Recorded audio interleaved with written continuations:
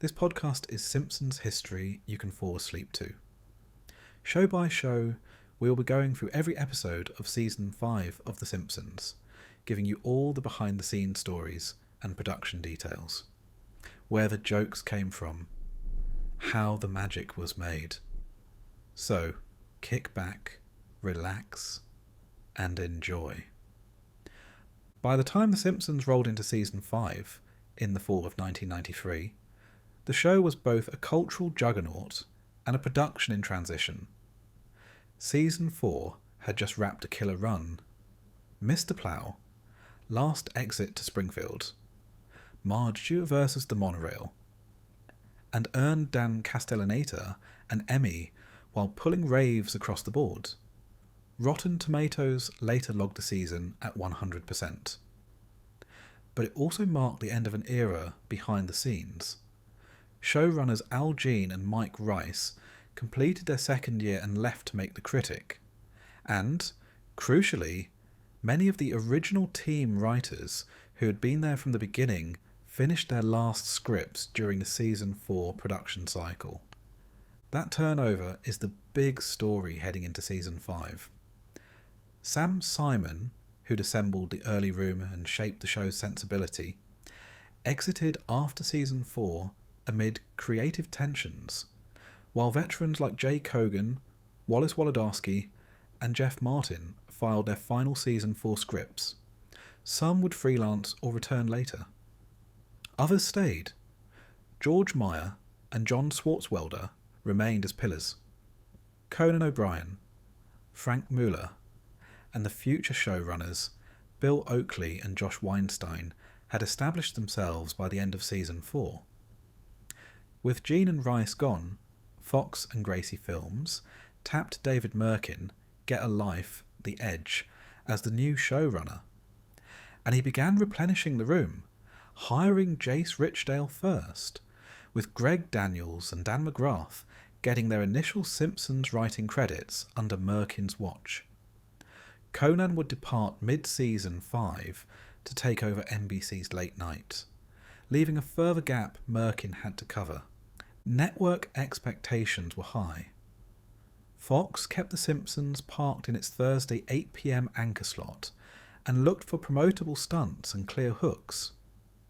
They pushed to open the year with Conan O'Brien's Homer Goes to College, an Animal House-style romp that seemed like a broader, instantly marketable premiere. The writers and producers countered. They wanted to lead with Homer's Barbershop Quartet, a Beatles Valentine written by Jeff Martin and, key to their argument, featuring an on-screen cameo from actual Beatle George Harrison.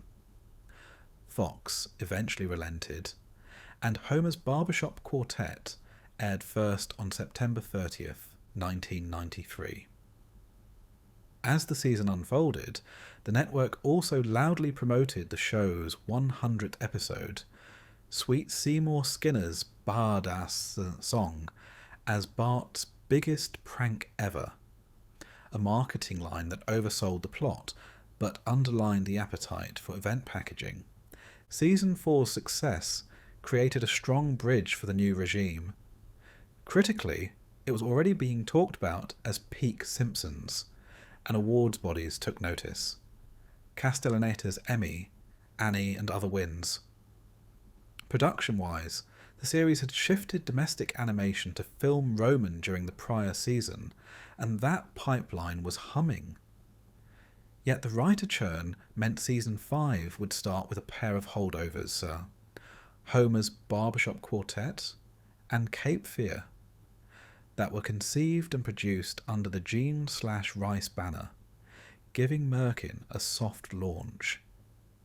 He could premiere with a surefire crowd pleaser and follow with a beloved movie parody while his new writer's room found its rhythm. The lead-up to producing the Season 5 premiere has its own lore.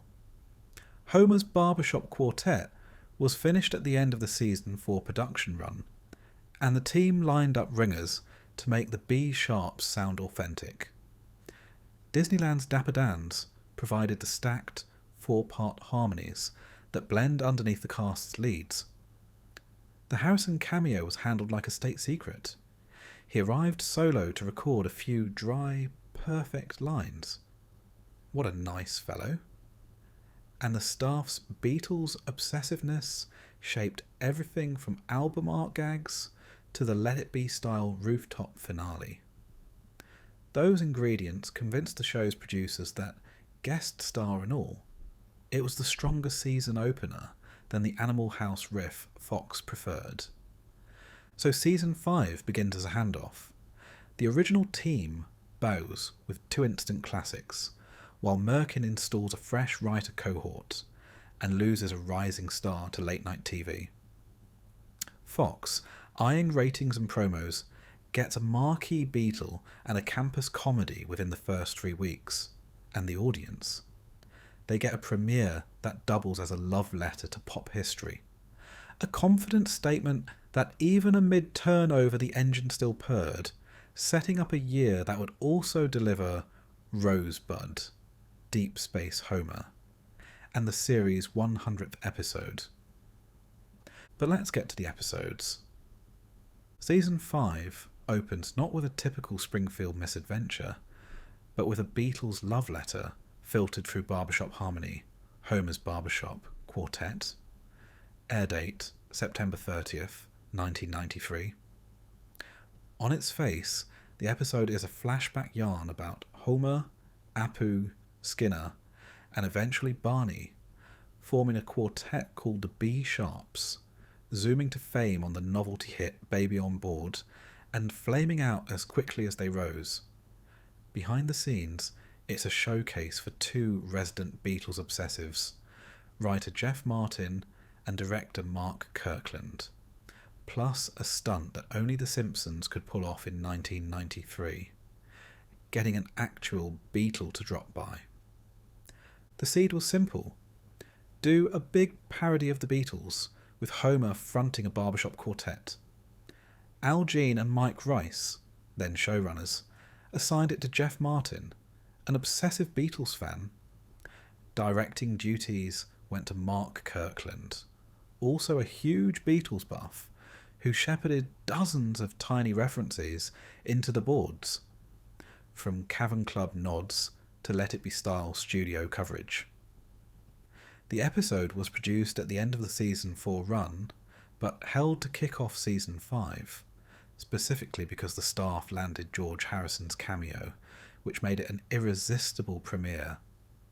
Fox, for the record, wanted to lead with Conan O'Brien's Homer Goes to College, but the writers argued the Beatle trump card. The surprise stars are the Dapper Dans, the Disneyland Barbershop Quartet, who were brought in to help make the B Sharps sound credible. Martin had seen them perform and asked them aboard. The final mixes interleave the regular actors with the Dans, often having a cast member carry the melody while the Dans supply lush backup blocks. That's why you can still hear Dan Castellaneta's Homer or Hank Azaria's Apu poke through here and there. The Dans also arranged Baby on Board. A Barbershop Society profile even notes they shared a co-writing credit with Martin. Guest-wise, the coup is George Harrison, who breezes past Homer with a tray. What a nice fellow. And later deadpans, it's been done at the rooftop reunion. Recording his lines was treated like a state secret. The casting director told Gene and Royce not to tell anyone Harrison was coming. Matt Groening promptly walked back into the writer's room and blurted, "Guess who I just met?" George Harrison. Harrison showed up alone, no entourage, politely dodged Beatles chit-chat, and perked up when Groening asked about his rarely discussed Wonderwall music album. An interaction Groening later called one of his favourite Simpsons guest sessions. David Crosby also appears as himself, handing the B Sharps their Grammy. Among the regulars, Hank Azaria and Harry Shearer pull double duty as usual. Shearer also voices Nigel, the Quartet's coolly manipulative British manager who demands Wiggum be replaced. A neat Pete Best echo. Martin's script maps the B-sharp's arc to a compressed Beatles history without ever naming it outright. Moe's Tavern is re-skinned as Moe's Cavern, aka the Cavern Club, where the Beatles themselves cut their chops. The first LP is Meet the B-Sharps, like the album Meet the Beatles. The sophomore LP is Bigger Than Jesus. Their zenith includes a Statue of Liberty centennial performance, standing in for the mid-60s mania phase, and creative drift sets in once Barney pairs up with a conceptual artist girlfriend, a winking Yoko analog who orders a single plum floating in perfume served in a man's hat. Kirkland staging borrows Let It Be's grammar for the studio breakup, beats and caps the episode with a rooftop concert that Harrison punctures with one perfect line. Even the ephemera are Beatley. Promo photos, album art parodies, and wardrobe tweaks sprinkled throughout. The script's other running thread, the swap meet that frames Homer's story, let the artists layer in throwaway sight gags, Quimby's JFK riff, Lucille, ball oyster shells, Skinner's Vietnam helmet tagged with 24601. One of those gags, a Malibu Stacy doll with pointy 1950s proportions, drew a censor note that the team just ignored. It aired unchanged. For the Rise to Fame montage to work, Baby on Board had to feel like a hit that could actually capture 1985. Martin wrote the tune and lyrics. The Dapper Dans and the show's team arranged it into 4-part Barbershop that rides a jaunty, ukulele-like bounce. Critics later singled it out as exactly the kind of novelty earworm that could plausibly spike to number 1 in that era, silly, sincere, and maddeningly catchy. Kirkland has said the show wasn't unusually hard to animate, but the team fell in love syncing the music and choreography, right down to character-specific singing quirks. Watch Skinner's prim posture, or Homer's over-eager entrances. The rooftop finale was boarded to echo the famous Apple Corps performance without being a slavish copy. The joke lands because the image is iconic, and then Harrison walks by to puncture the sentiment. A few favourite war stories from commentary and production notes. The episode was produced as the Season 4 capper, but delayed to open Season 5 because Harrison's presence made it event television. Fox still lobbied for Homer Goes to College, but the staff prevailed. The Don't Tell Anyone directive about Harrison lasted until Groening returned from the studio. He later recalled Harrison being super nice, if a bit glum, until Wonderwall came up. The Malibu Stacy eyesight joke received a formal note from Fox Standards and Practices. The producers ran it anyway. Who's singing? The Dapper Dans don't replace the cast so much as fuse with them. The melody often belongs to the character, while the Dans provide the stacked harmonies. That blend is why it still sounds like Homer's band, not a dubbed cartoon. The band's manager is Harry Shearer, doing a crisp, chilly Brit. One more in his museum's worth of voices that also includes Skinner.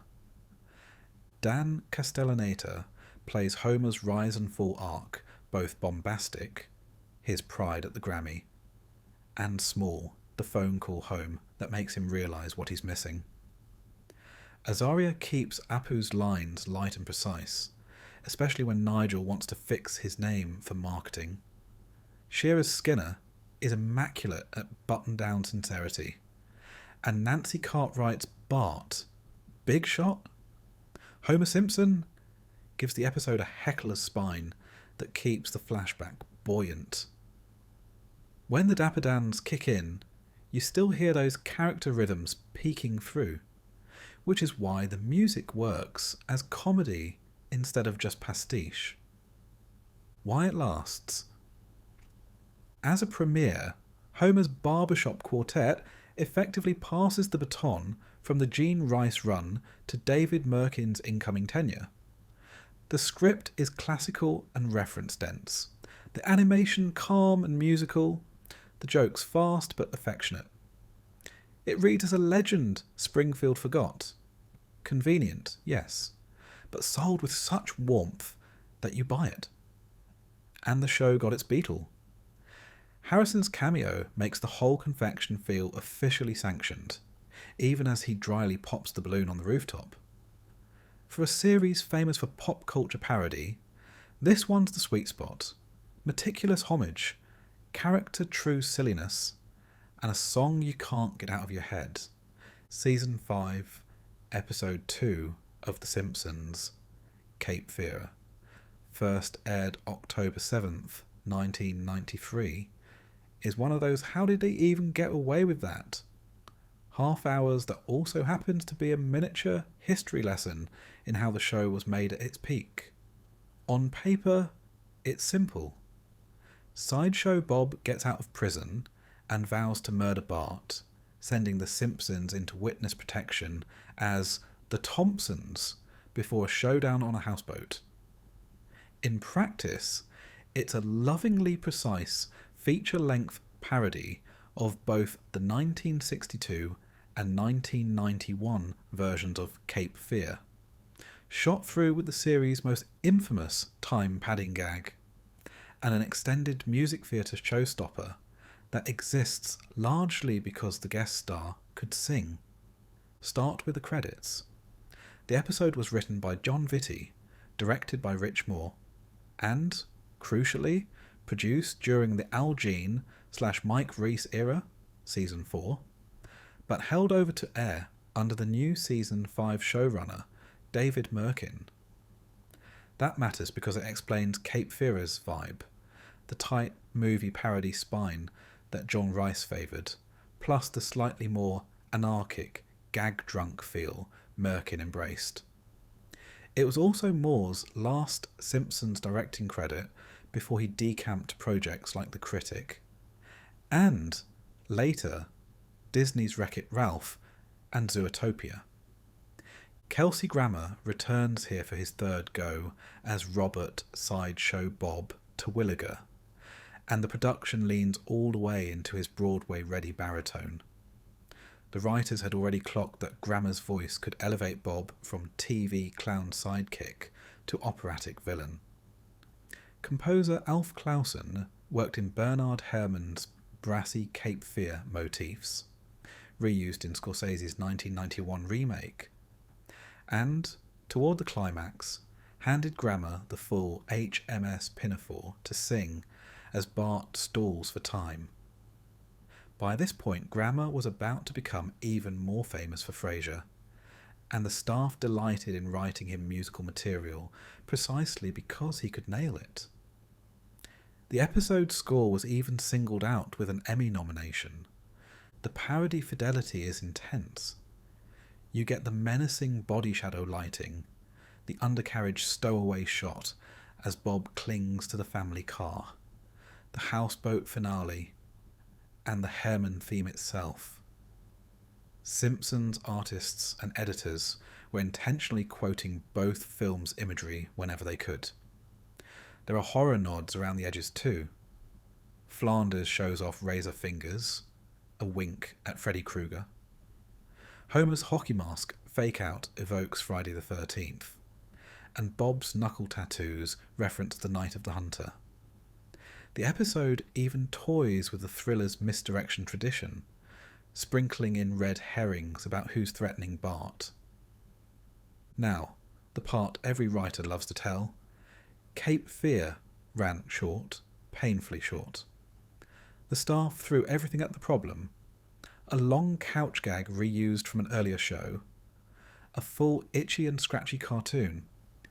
Extra lead-ins. And still the cut came up minutes light. The solution was transformative. The rake sequence.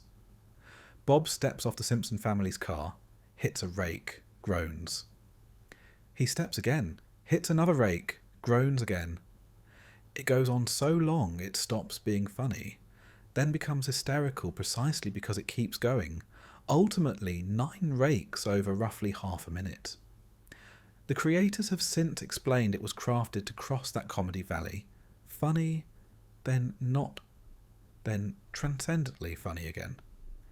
And it became one of the series' canonical gags, and a running bit for Bob forever after. That we're short, so invent something audacious energy also explains the other famously long beat.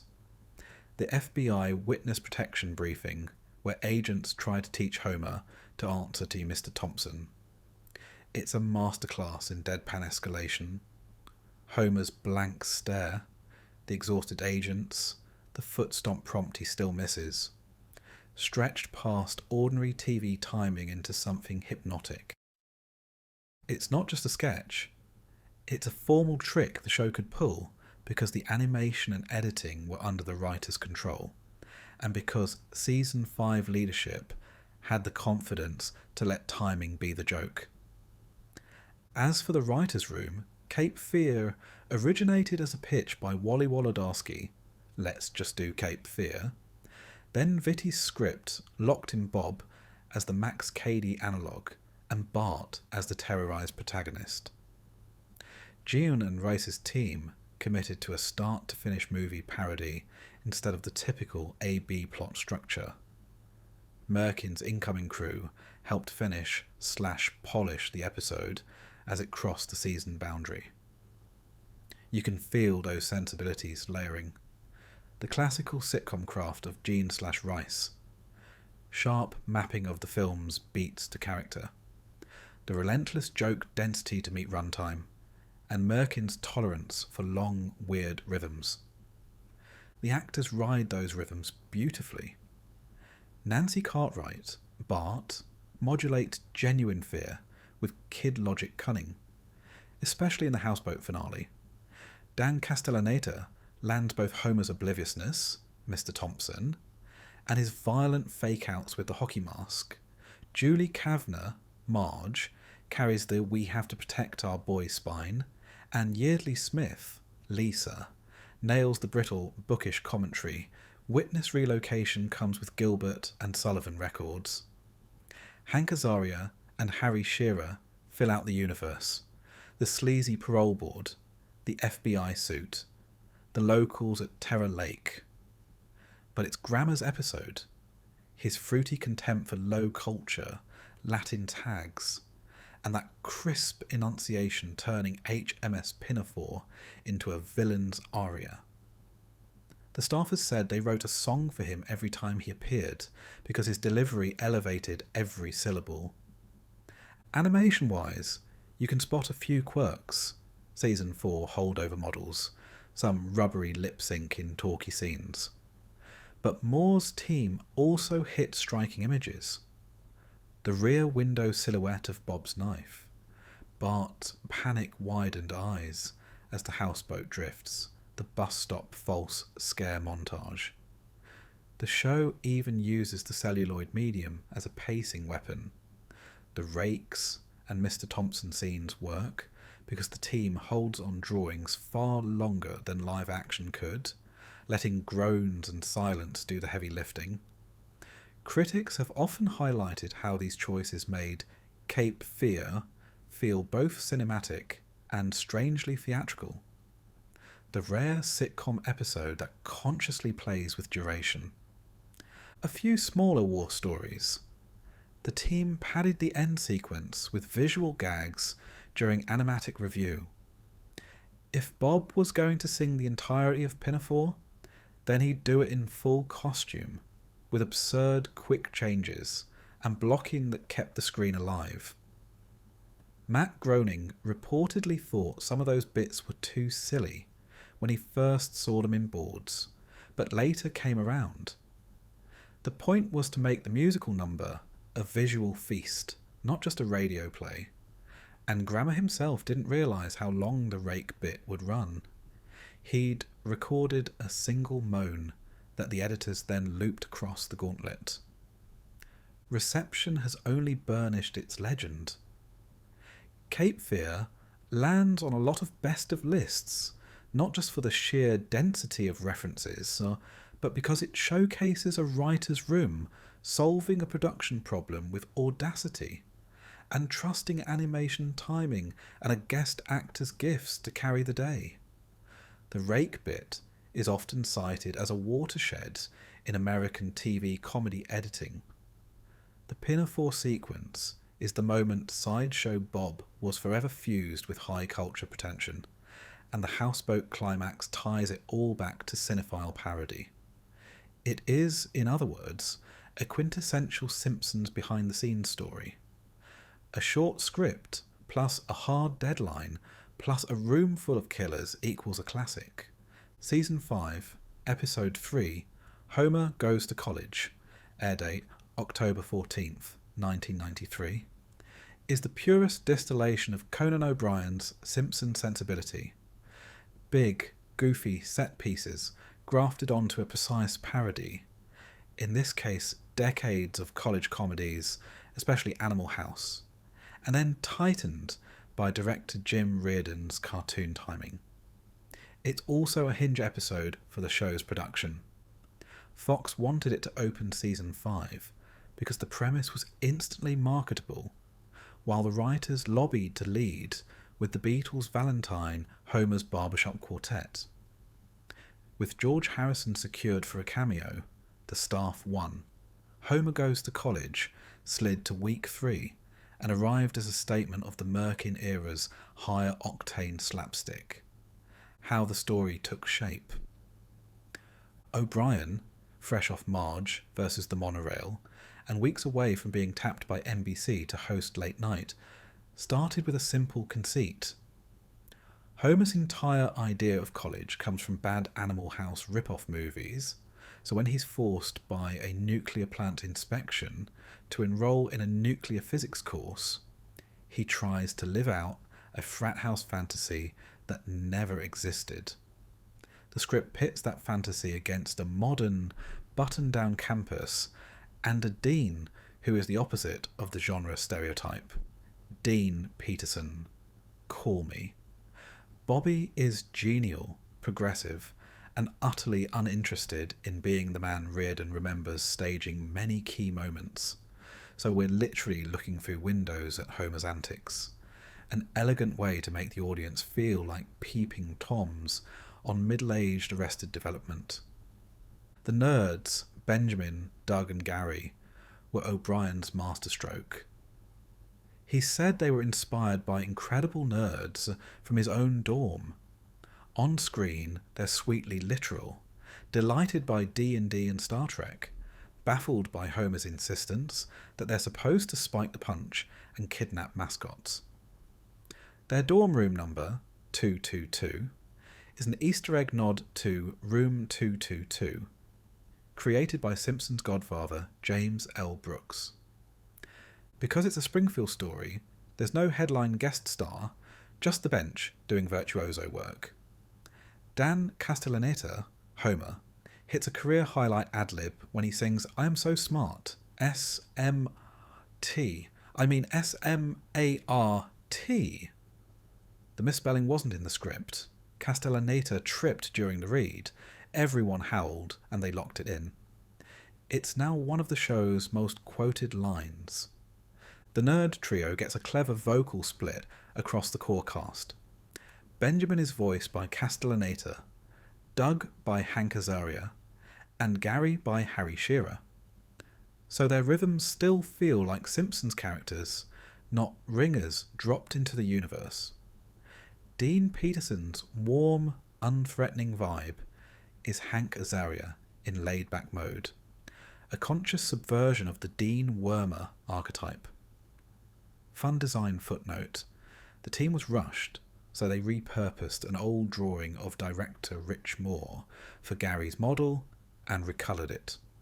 Julie Kavanagh's Marge is the adult in the room, her dawning horror as the nerds colonise the Simpson home is the episode's domestic counterweight. Nancy Cartwright, Bart, supplies the pint-sized agent of chaos, instigating the mascot heist and yowling "Nerd" out the window, while Yeardley Smith, Lisa, lands the exquisite throwaway about nerds of note, a joke that captures the script's affectionate view of geek culture. Reardon's staging keeps their performances front and centre, with clean, readable action and a lot of deliberate holds. Classic Season 5 animation grammar. College is a reference carnival without ever feeling like a clip show. A Monty Python foot squashes the family in the couch gag. The nerds chant "Nye." Burns' jade monkey nods to the Maltese falcon. A chalkboard scratch cues Jaws. And Mr. Burns alternates between Untouchables style intimidation and let's make a deal tomfoolery when greasing the admission skids. The soundtrack leans on Louie Louie to plant the Animal House DNA in your head. There's even an early wink at the computer signals zipping between Springfield U and MIT, the show's first explicit reference to the internet. But the important parody choice is philosophical. Dean Peterson is nice. The enforcement mechanism of college comedies, the vindictive dean, is absent, which makes Homer's insistence on playing movie college even more absurd. Peterson assigns tutors. Homer treats them like pledge brothers. Peterson calmly disciplines. Homer stages a fake heroism plot, using a moving car and winds up hospitalising the dean. That inversion lets the show needle two targets at once: Hollywood cliches and Homer's middle-aged delusions. Reardon's boards are unusually architectural, using frames within frames, those windows, to emphasise how childish Homer looks in adult spaces. Under the hood, you can spot a couple of schedule tricks. Recycled or simplified background layouts in talky scenes, then big animation splurges on the mascot heist and the disastrous Save the Dean set piece. And the design shortcut on Gary, a Rich Moore sketch recoloured into a new model, was a classic production triage moment that later became trivia catnip. The most famous anecdote is still SMRT, but there's another that animators like to cite. Reardon recalls this episode for how much of the comedy plays outside the room we're in. Homer's prank calls to the dean seen through office windows, or the off-screen chaos implied by a simple cutback to a tranquil campus. On commentary, the staff also laughs about how thoroughly Homer misreads pop culture. He looks up the worst campus movies for research, then tries to recreate them. That choice, straight from O'Brien's pitch, gives the episode its inexhaustible rewatch value, because it's a character engine, not just a string of references. From the network's perspective, Homer Goes to College was a slam dunk premiere. Big premise, easy trailer. Homer in a toga. From the writer's perspective, Barbershop Quartet was the better opener precisely because it had George Harrison, press gold, and because its gentler tone helped bridge the handoff from the Gene/Rice years to David Merkin's rowdier regime. Fox pushed, the show pushed back. College went third. Around the same time, O'Brien got the late night job. He found out right before a recording session for this episode, and shortly after had to walk away mid-season, making College his final solo writing credit on The Simpsons. He shares credit on Treehouse of Horror 4. It's fitting that his swan song contains one of the show's purest Conan moments, the nonsense song that accidentally turns into a classic. Why it endures. Beyond the quotables, SMRT. Nerd! Burns find the jade monkey. The episode is a Rosetta Stone for Season 5. You can see Merkin's tolerance for bigger, loopier slapstick colliding fruitfully with the meticulous story mapping the previous regime prized. You can hear the confidence of a cast who know exactly how to shade Homer's obliviousness so it's exasperating and lovable. And you can feel a writer's room that's still enjoying the sheer craft of parody.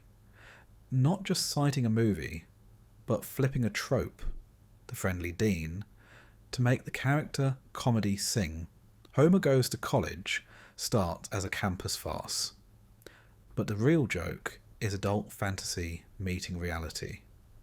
And the reality is that Homer has to take the class again to set a good example for his kids. That quietly moral kicker is why the episode plays as more than prank reel.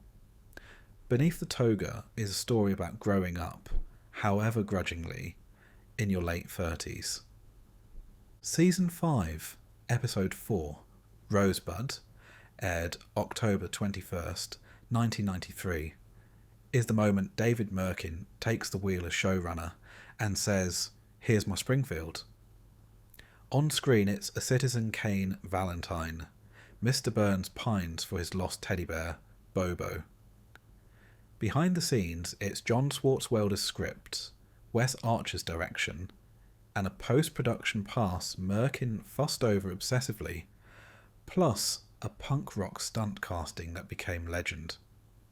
Rosebud was written by John Swartzwelder and directed by Wes Archer. It was the first episode Merkin executive produced, production code 1F01, even though Fox scheduled it fourth in the broadcast order.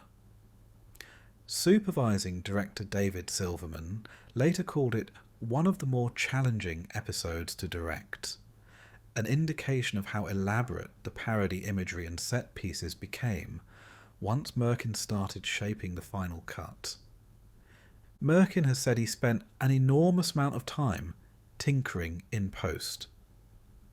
Early drafts were even darker.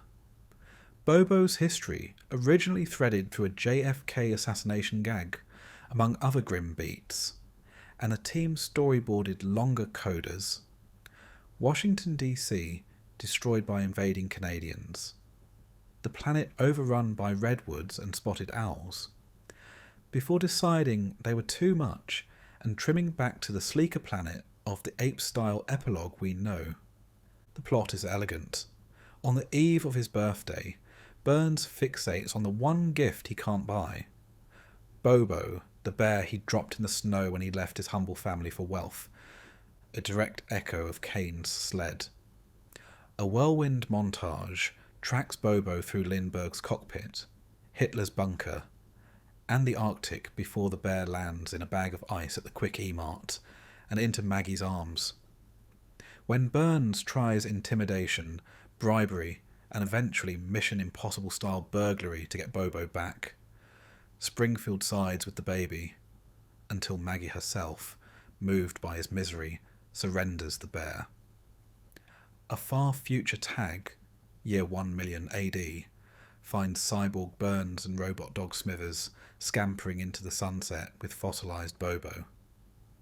It's pastiche with a beating heart. The episode is a wall-to-wall Citizen Kane riff.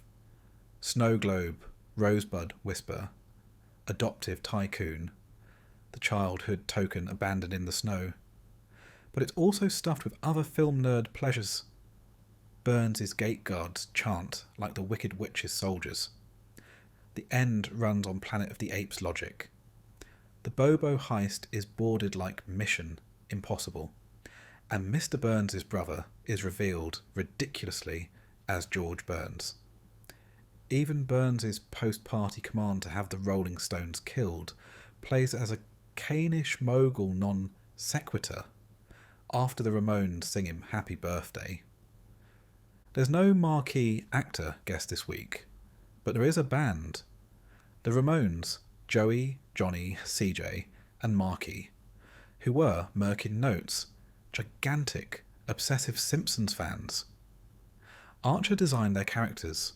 They came in, tore through a scabrous birthday greeting, "Go to hell, you old bastard," and left an indelible groove. Markey later called the cameo a career highlight. The core ensemble goes big and precise. Harry Shearer runs a full Burns/Smithers duet, plus a small army of men's voices. Hank Azaria handles everyone from Apu to a door guard to President Carter.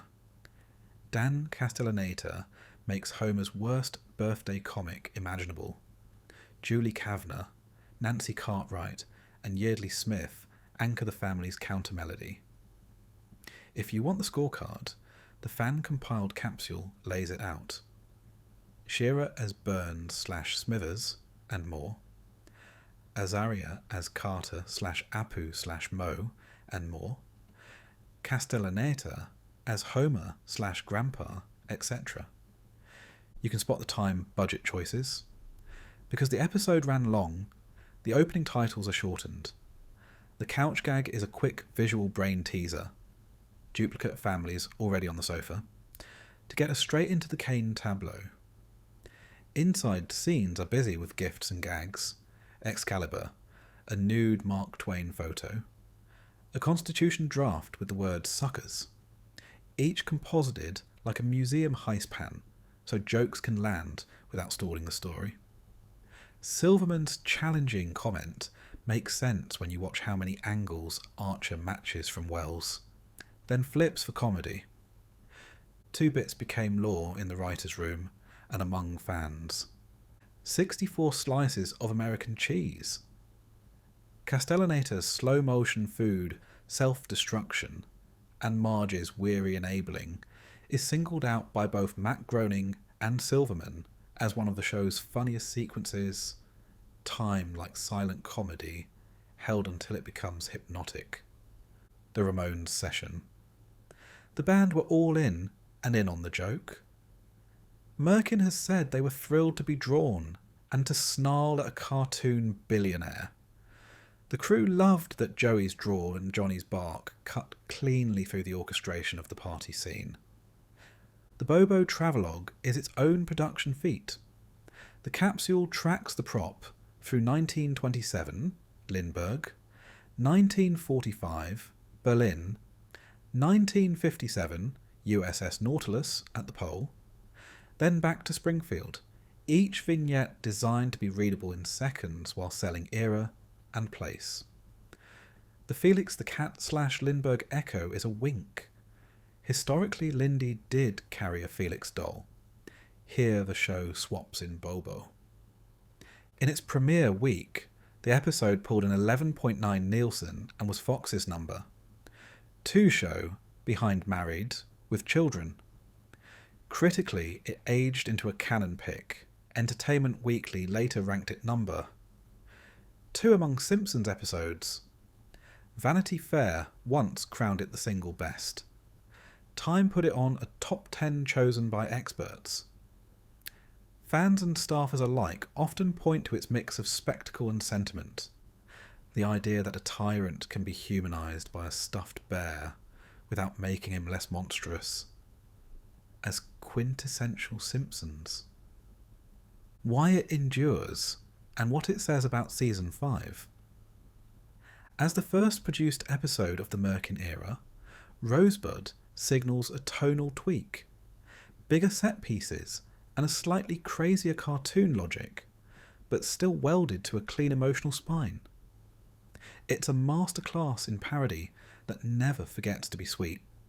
Maggie's stubborn clutching, Burns' momentary thaw, Marge's "it's an ending, that's enough," and it's full of production swagger, Wellesian lighting and camera grammar, pop culture shrapnel that pays off in character, and a guest band whose sneer makes the comedy sharper, not softer. 30 plus years on, you can still feel the room's confidence. They could parody the greatest American film and stick the landing, then button it with a hard cut to a million years hence robot romance, and somehow make that feel inevitable. That's Season 5 energy in a nutshell. Season 5, Episode 5, Treehouse of Horror 4, October 28, 1993, is the first Halloween special fully steered by new showrunner David Merkin, and a rare instance where half the writers' room each grabbed a steering wheel. The episode's 3 stories were split up by author. Greg Daniels and Dan McGrath wrote The Devil and Homer Simpson. Bill Oakley and Josh Weinstein wrote Terror at 5.5 Feet. Bill Canterbury wrote Bart Simpson's Dracula. And Conan O'Brien glued it all together with the night gallery style wraparounds that have Bart introducing each segment in a spooky art museum. Director David Silverman oversaw the whole thing, which is why it looks unusually cinematic even by Treehouse standards. How the segments took shape. Merkin has said the Treehouse shows were the hardest of the year. 3 complete stories in 22 minutes means the team must cram plot beats and gags with almost no dead air. O'Brien's job was to make the episode feel cohesive. His museum gallery host bits were a direct homage to Rod Serling's Night Gallery, and cheekily advertised his new NBC gig via the credits. Watch Conan O'Brien, 12:30 NBC. The wraparound format also let the artists hang parodies of real paintings. Van Gogh, Munch, Magritte, Escher, with Simpsons faces as visual breathers between the sprints. In The Devil and Homer Simpson, Daniels and McGrath landed one of the great subversive casting jokes. The devil is Ned Flanders, the last person you'd suspect. Much of the segment is a fast, intricate parody of The Devil and Daniel Webster. Homer sells his soul for a donut. Lionel Hutz, Phil Hartman, bluffs his way through the trial, and the ironic punishment division of hell force feeds Homer all the donuts in the world. He begs for more. Silverman and Merkin note that the first Flanders transformation tips its hat to Chernabog from Disney's Fantasia, and that a few gnarlier visuals, like demons bowling with Homer's severed head, were cut for time, but later resurfaced in the 138th episode Spectacular. Terror at 5.5 Feet began as a love letter to the Twilight Zone classic Nightmare at 20,000 Feet. Silverman studied both William Shatner's original and John Lithgow's remake to model Bart's escalating panic. Then the crew worked hard to make the gremlin frightening, yet still a Simpsons universe creature. Their solution, stringy fur, saucer eyes, and animal heft, reads as genuinely menacing without breaking the show's design language. The gag density is off the charts.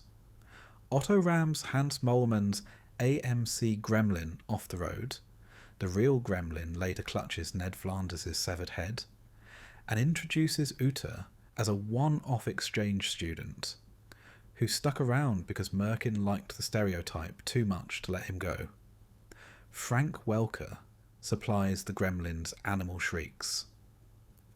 Bart Simpson's Dracula rides the then-fresh pop memory of Coppola's Bram Stoker's Dracula, 1992. Mr. Burns becomes a powdered, bouffant-wigged count. His castle gets an operatic redesign, and the basement library features the immortal tome, Yes, I Am a Vampire, foreword by Steve Allen. Merkin, a big Peanuts fan, pitched the segment's perfect whiplash ending.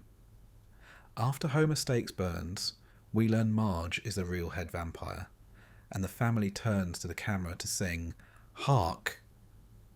The Herald Angels sing a la a Charlie Brown Christmas. Several visual gags were cut.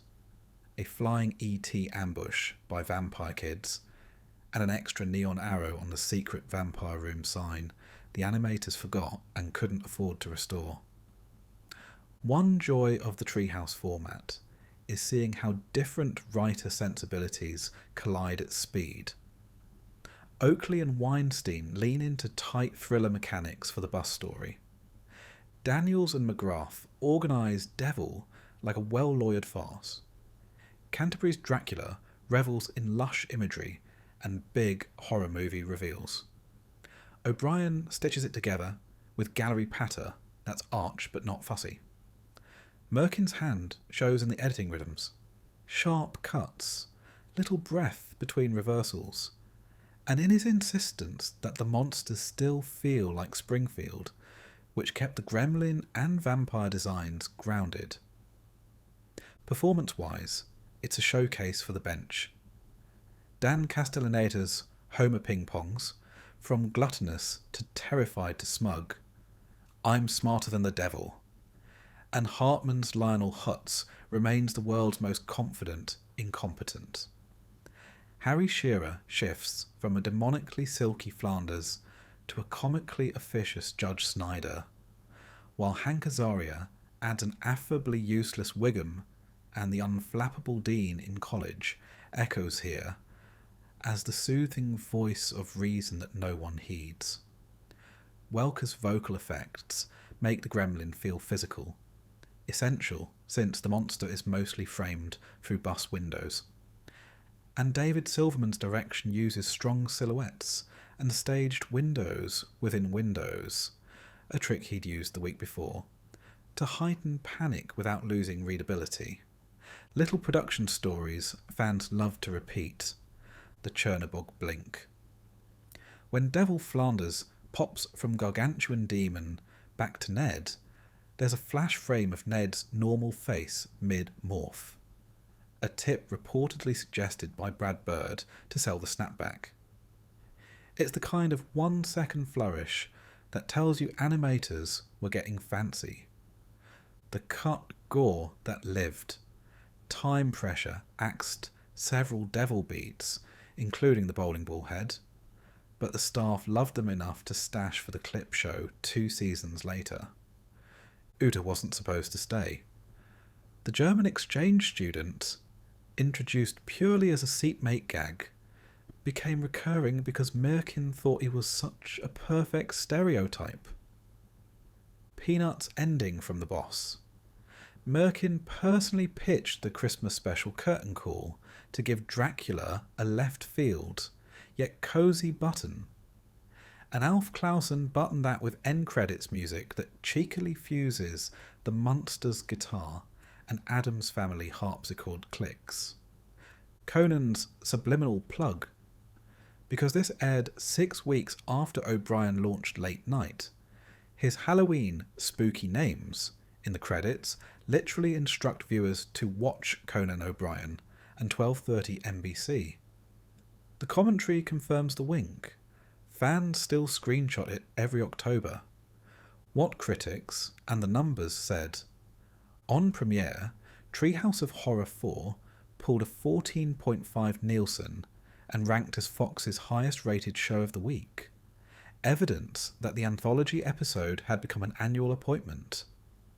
Retrospectives often put it near the top of Treehouse rankings.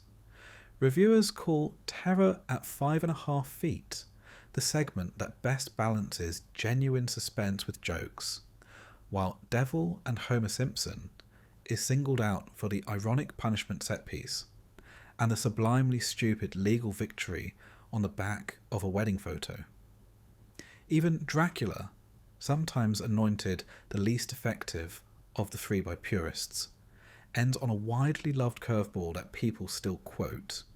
Season 5, Episode 6, Marge on the Lam, aired November 4th, 1993, is the series' first full-throttle buddy movie for Marge, grafting a Thelma and Louise road escape onto the rhythms of a Springfield night out. On the page, it's Bill Canterbury's script. On screen, it's Mark Kirkland's direction under new showrunner David Merkin.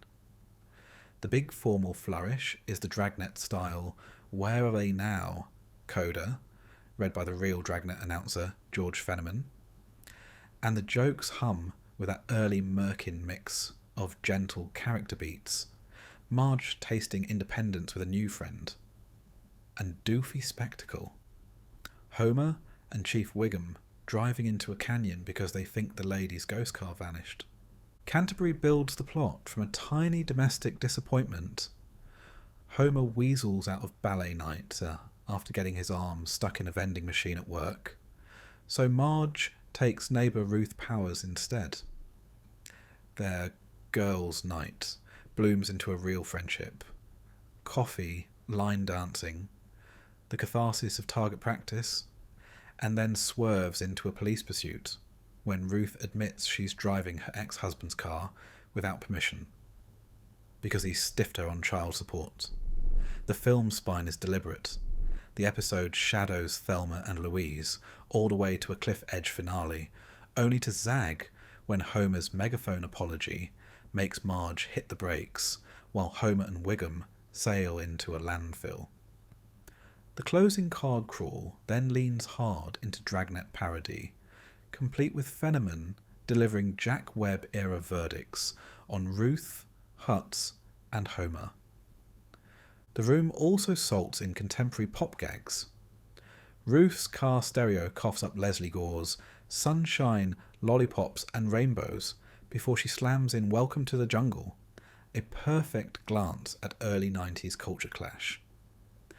The bar crawl walks Marge from country line dance, shot kickers, to a punk club to the Springfield sign, mapping a mini odyssey of trying on identities before she chooses her own. And the final narration's tone, square, official, faintly ridiculous, lets the writers underline the episode's theme. The system almost never believes women like Ruth, and when it does, you can hear the creak in the voice.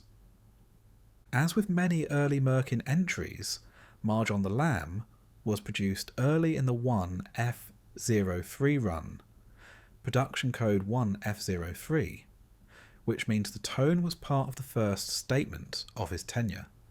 Keep the big parody frames, but push character warmth and faster cuts. Canterbury's script gives Marge agency without punishing her. Kirkland shoots it with clear geography, those desert chases read instantly, and plenty of silhouette-friendly compositions. Merkin even sneaks himself on screen. There's a silent, looming guy who tries to hit on Marge at shot kickers, who's a caricature of the showrunner. That little in-joke comes straight from the Season 5 DVD commentary notes and the episode's production write-ups. Pamela Reed returns as Ruth Powers. She'd first voiced Ruth in Season 4's New Kid on the Block. Playing her with velvet steel, supportive, funny, and absolutely done with her ex. Phil Hartman steals the B-plot as Lionel Hutz, who talks Homer into hiring him to babysit. 2 popsicles and I keep the birdcage. Then mid-shift torches his own paperwork and unveils an alias. As of this moment, Lionel Hutz no longer exists. Say hello to Miguel Sanchez. The Dragnet tag even dings Hutz for the disastrous outcome. Paid $8 for his 32 hours of babysitting. He was glad to get it. Dan Castellaneta and Nancy Cartwright carry the emotional ballast at home. Homer's flailing jealousy. Bart's merciless ribbing. While Hank Azaria's Wiggum provides the pursuit's blissful stupidity. And the Dragnet flourish lands because the show hired the real thing. Fenneman, best known as Groucho's dignified foil on You Bet Your Life and as Dragnet's announcer, came in to read the legal rap exactly as he'd done for Jack Webb. It's a tiny cameo that sells the pastiche all by itself. One famous recording booth detail. When Homer leans out of Wiggum's patrol car to plead with Marge through a megaphone, Castellaneta didn't fake the effects. He recorded those lines into an actual bullhorn to get the ragged metallic yell Merkin wanted. Once you know, you can't unhear it. The team also saved time by reusing a few power plant shots from earlier seasons for the vending machine disaster. Background characters in those plates were painted out to keep continuity clean. Kirkland stages several jokes, so they land as images first, then lines. The ghost car bit is just lights off. Then two grown men clutching each other in terror. The Springfield sign flashback uses the geography for a bittersweet, we used to do this feeling in a single cut. You also see early 90s ephemera sensitively deployed. Crystal Buzz, Springfield's clear soda, nods to the short-lived clear cola fad without stopping the story to explain the joke. A Merkin-era habit of trusting the audience to catch up. Fan retrospectives and commentaries flag these choices as the show's way of keeping parody grounded in character. Marge's A story is about friendship and permission, discovering that a night away from the default family routine doesn't equal abandonment. Ruth's divorce backstory, and the choice to make the car theft about child support loopholes, reframes the chase as righteous mischief, not criminality. The B story keeps the house lively and gives Hartman an all-timer showcase. Hutz fire sells his identity, offers the kids legal advice, and gets paid less than $1 an hour for his trouble. And Homer's arc is tiny but human. In the megaphone apology, he admits he's been lousy lately. It's funny.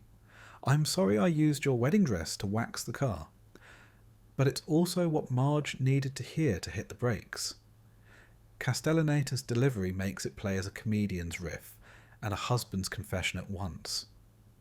Season 5, Episode 7, Bart's Inner Child, air date November 11th, 1993, is the show's gleeful takedown of early 90s self-help culture. Built around Albert Brooks' improv as guru Brad Goodman and capped by Springfield's disastrous Do What You Feel festival. Behind the scenes, it's a George Meyer script, Bob Anderson's first Simpsons directing credit, and a showcase for new showrunner David Merkin's taste for bigger satire, welded to clean character beats. George Meyer pitched it at the height of America's inner child craze, notably popularised by author John Bradshaw. On the Season 5 commentary, Meyer says he was in therapy at the time and thought it would be fun to send up pop-psych gurus who monetize obvious advice with slick jargon. Goodman is named and modelled to evoke that wave. Merkin loved the premise because it let the show question what happens when a town adopts therapy speak as license for selfishness. From there, the A-plot maps cleanly Homer's impulsive trampoline fiasco, a Road Runner-style set-piece, pushes Marge into a Brad Goodman video. Goodman then anoints Bart as a role model for being instead of doing, triggering a civic fad that culminates in a festival where even the bandstand hasn't been double-bolted. The episode's mid-century visual grammar, the sweeping field of injured kids quotes Gone with the Wind, the cliffside trampoline gag quotes Chuck Jones' Desserts, was deliberate, letting the satire cut through on first watch. Though a veteran animator, Bob Anderson was making his Simpsons directing debut. He leans on readable, stage-like compositions for the seminar scenes, then pushes into broad, cartoony motion for the trampoline and festival calamity. The show trims the title sequence, a short couch gag. The family squeezes beside a very obese man to buy seconds for visual set pieces, common practice when a cut runs long. Anderson, Merkin, and supervising director David Silverman all discuss these trade-offs on the Season 5 DVD track. Actor Albert Brooks, credited on screen as A. Brooks, recorded Brad Goodman the way he always did on The Simpsons. lowing riffy takes that mix the script with fresh lines, each one good but different, which makes editing hard and glorious. Merkin has called Brooks really weird to direct, only because almost every one of his takes is flawless, yet none matches, so you choose which version of the scene to make. That improv looseness is why Goodman's patter, "Are you a human doing?" feels unnervingly authentic. The stunt cameo is James Brown, who shows up to sing "I Got You, I Feel Good" at the festival, then deadpans the immortal, wood-stiff line, "This bandstand wasn't double-bolted." Merkin says the writers love handing icons deliberately awkward phrasing, because the wrongness becomes the joke. Brown wasn't hired to be Olivier. His line reading is the punchline. Brown later called the experience good, clean, and humorous. You can hear that perfectly wrong cadence in the finished scene. Around the margins, the bench fills out the world. Phil Hartman pops in as Troy McClure. Marsha Wallace tags Edna Crabapple beats, and the core cast threads the emotional spine. Marge trying not to be a nag. Bart briefly uneasy about being co-opted by the town's fad. Meyer's outline works because the satire sits on character. Act 1, the trampoline.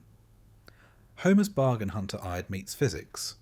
The Wile E. Coyote homage gives the episode kinetic snap and provides the why now for Marge's crisis. She was right, he is reckless. Act 2, the seminar. Goodman reframes Bart's antisocial energy as wisdom, baptizing him the boy Springfield should emulate. Meyer's target isn't therapy, it's the way feel-good jargon can excuse selfishness. Act 3, the festival. Civic buy-in meets reality. With no one nagging, the bolts aren't tightened, and it all collapses, literally. Bart's identity crisis resolves when he sees rebellion become fashion. The episode earns its ending by letting the gag logic prove the theme. Rules aren't oppression. Sometimes they're the bolts that keep a stage up. Little Production Stories fans quote, "Nagging, nagging, nagging." Brooks' repetition during Goodman's lecture struck some viewers as a glitch when it aired, "Is the Laserdisc skipping?" which is exactly how a parody of padded self-help talk should feel. The capsule from the time captures that audience reaction verbatim. Cultural reference grammar. The team built the trampoline disaster as a Chuck Jones riff, desert matte painting, cliff physics, and quoted Gone with the Wind's infirmary longshot for the injured kids, a tell that this is myth-scale civic folly, not just a yard accident. Editing the Brooks takes. On commentary, Merkin and Meyer laugh about the agony of choosing among Brooks' alts. The character's calmly oily cadence is an edit, not just a performance. One reason the seminar scenes feel hypnotic. The commentary roster for this episode includes Groening, Merkin, Meyer, Anderson, Silverman, Dan Castellaneta, and Yeardley Smith. Talking Simpsons Deep Dive. The Talking Simpsons crew has a full episode on Bart's inner child, pulling quotes from the DVD and unpacking why the satire, therapy jargon as blanket permission, still lands in the social media era. If you want a curated oral history with lots of clip references, it's a good listen. Dan Castellaneta keeps Homer big, but not mean. His glee at the tram ample line is infectious. His cluelessness at the seminar, "I like when he said, 'Do what you feel,' is the fuse that lights Act 3. Julie Kavner shades Marge's worry so it never curdles. You feel why she'd want a script like Goodman's to help the family. Nancy Cartwright plays Bart's whiplash, flattered then deeply unsettled when his brand is stolen by grown-ups. The ensemble's restraint lets Brooks and Brown be the bright colours without overwhelming the family story. In first run, the episode posted an 11.8 Nielsen and was Fox's highest rated show that week. Solid even by season 5 standards. Retrospectives call it one of the series' sharper cultural parodies. AV Club lauds its deep but bubbly critique of self-help and co-opted rebellion. It's also frequently cited as an example of why Albert Brooks is the show's greatest guest. IGN later ranked him number 1 across all seasons. Boy Scouts and the Hood, Season 5, Episode 8. On paper, it's the one where Bart gets high on an all-syrup squishy, wakes up in a junior campers uniform, and a father-son rafting trip with Homer goes very, very wrong. Behind the scenes, Boy Scouts and the Hood, air date November 18th, 1993, is Dan McGrath's script, Jeffrey Lynch's direction, and a guest turn by Ernest Borgnine that the staff still love telling stories about years later. McGrath's outline ties 2 comic engines, a Sugar Rush musical and a wilderness survival farce, into one clean arc, while showrunner David Merkin lets the episode go big on movie parodies without losing the family core. Credits first, written by Dan McGrath, directed by Jeffrey Lynch, production code 1F06, with Merkin supervising as showrunner. Lynch trims the opening to buy time, no chalkboard, a quick, eyeless family couch gag, so the sugar bender and the ocean ordeal can breathe. That time, budget juggling is noted in the fan-maintained capsule that tracks shortened intros and couch gags across the season. The room wanted the junior campers to read like a Boy Scouts analogue without inviting legal headaches. So they literally hang a sign in scene, not affiliated with the Boy Scouts of America. It's a good example of the show's wink and sidestep approach to trademarks in this era. Acknowledge the parody, keep it moving. Act 1 is a showpiece. Bart and Milhouse find a $20 bill, chug an all-syrup squishy, and launch into Springfield, a jaunty on the town parody that turns their sugar binge into a Broadway number. Composer Alf Clausen wrote the music, McGrath the lyrics. The song later appeared on the official soundtrack album as part of a Boy Scouts and the Hood medley. The sequence also packs in the kind of writerly deep cuts that defined Season 5. An arcade cabinet for My Dinner with Andre. A flourish that pretty much only The Simpsons would try in 1993. Act 2 pivots to the junior campers. Bart resents the Sash and meetings until he learns they do cool stuff. Rubber knives, survival tricks. When a father-son rafting weekend rolls around, he grudgingly invites Homer. Merkin and Lynch structure the episode with a split screen of sorts. The celebrity dad, Borgnine, leads the other group on a land hike through horror movie country, while Homer, Bart, and the Flanderses drift into a maritime disaster. It's a delivery system for parodies. Deliverance banjos in the woods, a Friday the 13th sting at the end, and Homer misquoting Coleridge's rhyme of the Ancient Mariner as he wastes their water rations. Act 3 is pure Homer. He eats the rations, washes socks with the drinking water, flares down a rescue plane by accident, and, after the raft springs a leak, miraculously sniffs out a Krusty Burger on an offshore oil rig, saving them by placing a dinner order large enough to keep the franchise afloat. Bart, who started the episode mortified by his dad, ends it grudgingly proud. The plot spine is simple, but the set pieces are tightly boarded and timed within an inch of their life, which is why it still plays like a small action movie. Ernest Borgnine, the Oscar winner from Marty and From Here to Eternity, voices himself as the camper's celebrity dad. The staff invited him because they loved his films. Borgnine accepted because his grandchildren loved The Simpsons. He recorded at the Village Recorder in West LA, brought his own guitar to strum campfire songs, and apologised that he wasn't a great singer. Nancy Cartwright, Bart, later said his imperfect voice actually made the scene feel more real. Matt Groening called the session so much fun. Hank Azaria remembered it differently, but fondly, joking that Borgnine had no idea what the show was, even as he hit his lines like a pro. Those anecdotes come from the Season 5 DVD commentary and Cartwright's memoir, both frequently quoted in retrospectives. The punchline is how he's used.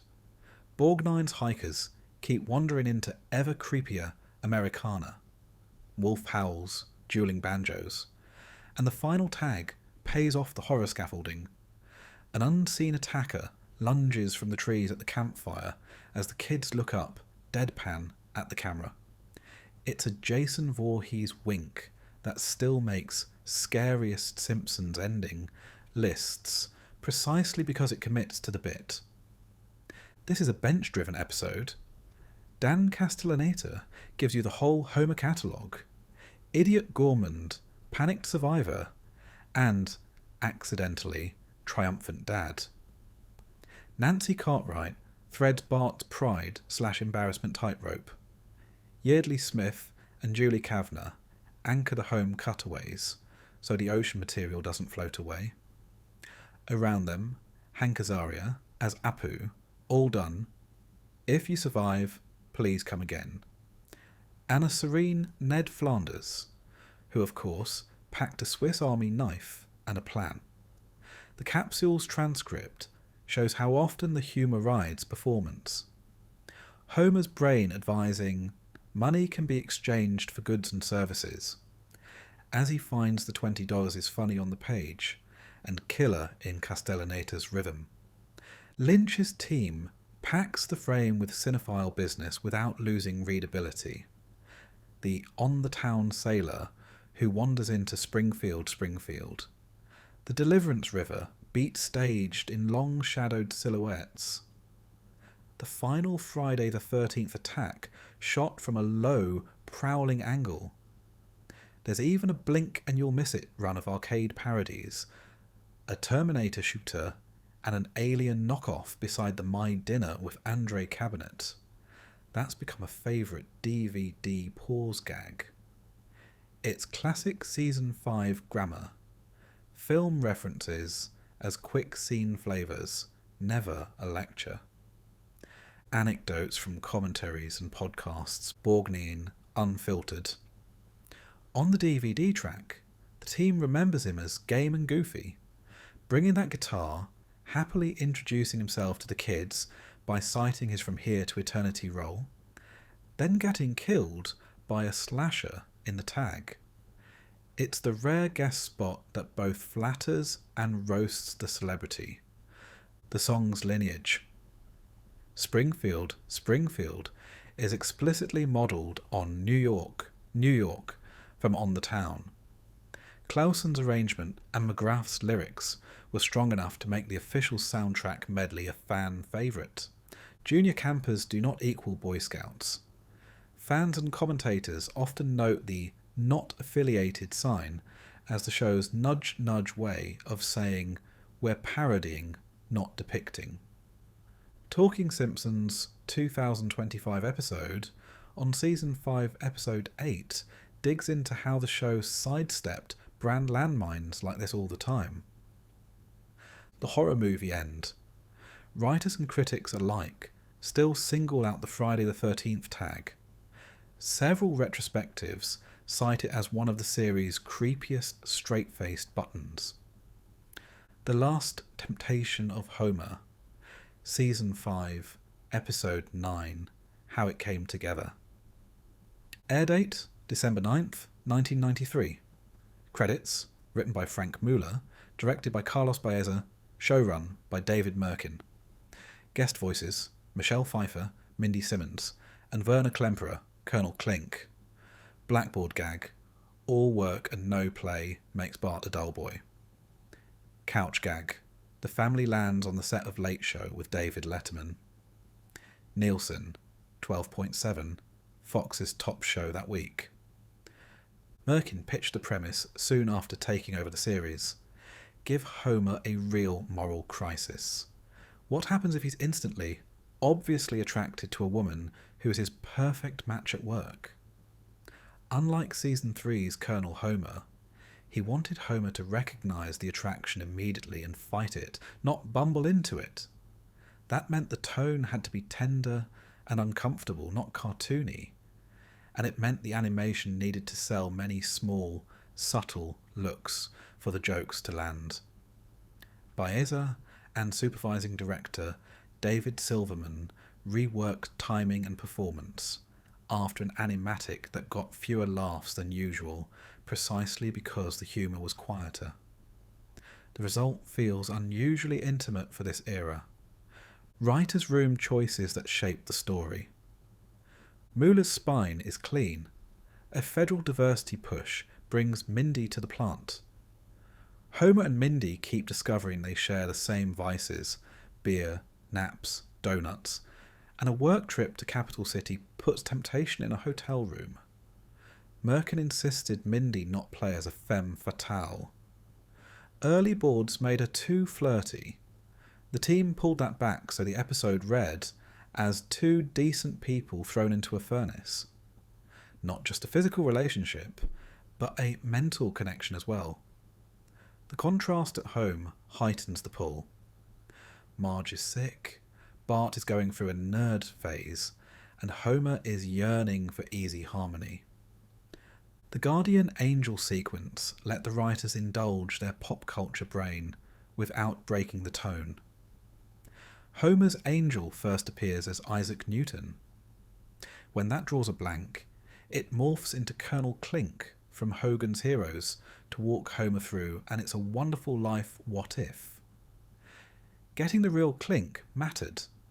Werner Klemperer came in to voice the role, and, per Merkin, hadn't done it in decades, so the staff actually coached him back into the cadence.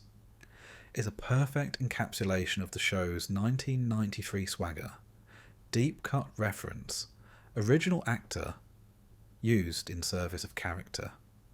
Meanwhile, the B-plot gives Bart a comic mirror to Homer's discomfort. A cascade of medical fixes, glasses, salve, orthotics, suddenly makes him look and feel like a nerd, turning school into a gauntlet. It's a simple runner, but it keeps the family connected to Homer's crisis. When home life feels off, temptation at work feels easier. Merkin calls Pfeiffer's Mindy a great performance. You can hear why. The staff famously crowded into the West LA booth just to watch her record. Nerves on both sides gave way to a playful session once Merkin told her animation records are calm and pleasant and full of room to experiment. Silverman's main direction: don't play sexy, just be Mindy. Keep it grounded.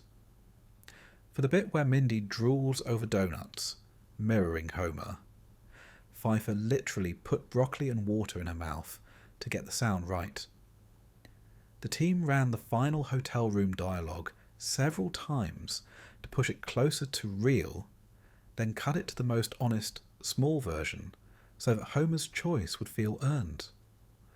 On the other guest front, Klemperer's cameo came with a sweet footnote. Because Hogan's Heroes had been off the air since 1971, he needed a quick refresher on Klink. Merkin did an impression. Klemperer matched it, and the one-scene walkthrough turned into the episode's most quoted fantasia. It also ended up being Klemperer's last credited role. Among the core cast, Dan Castellaneta threads a tough needle. Homer must be both weak, tempted, and fundamentally good, determined to do right.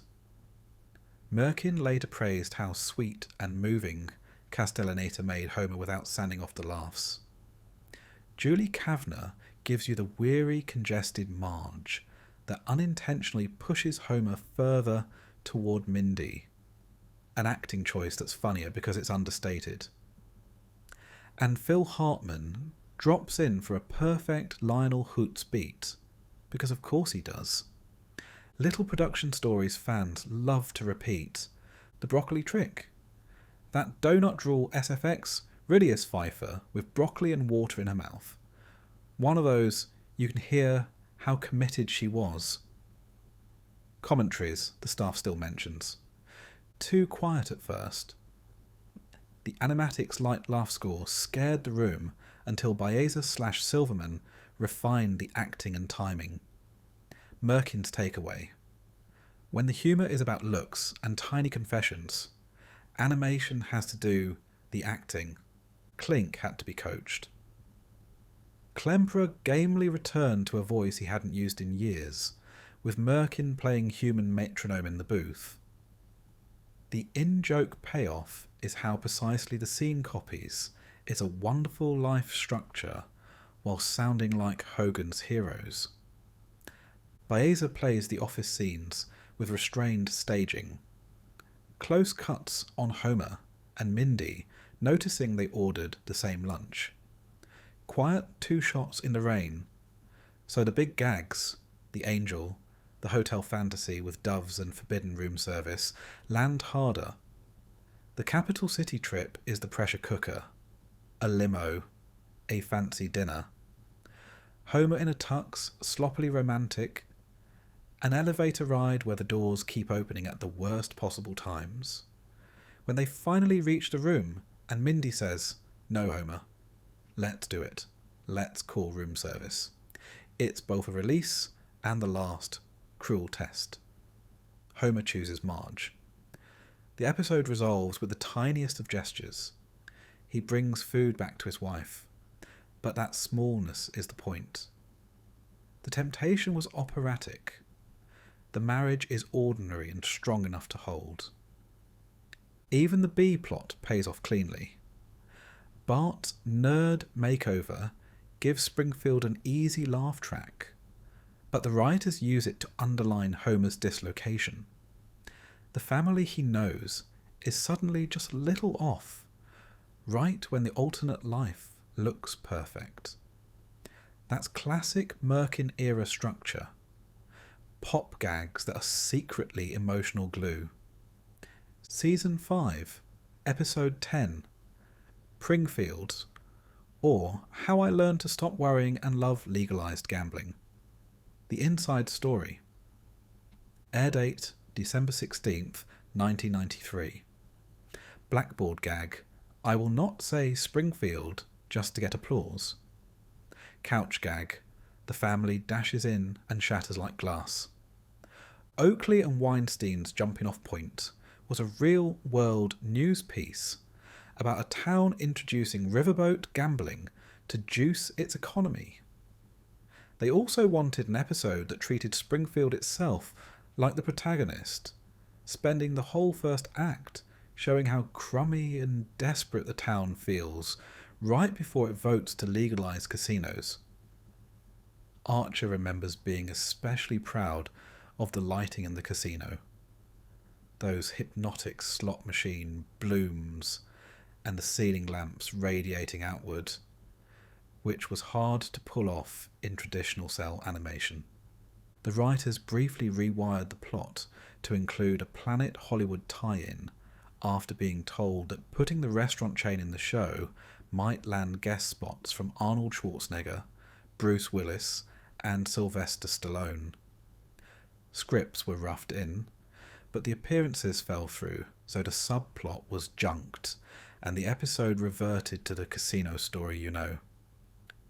As consolation, the team booked boxer Jerry Cooney and crooner Robert Goulet, who both turned up game to poke fun at themselves.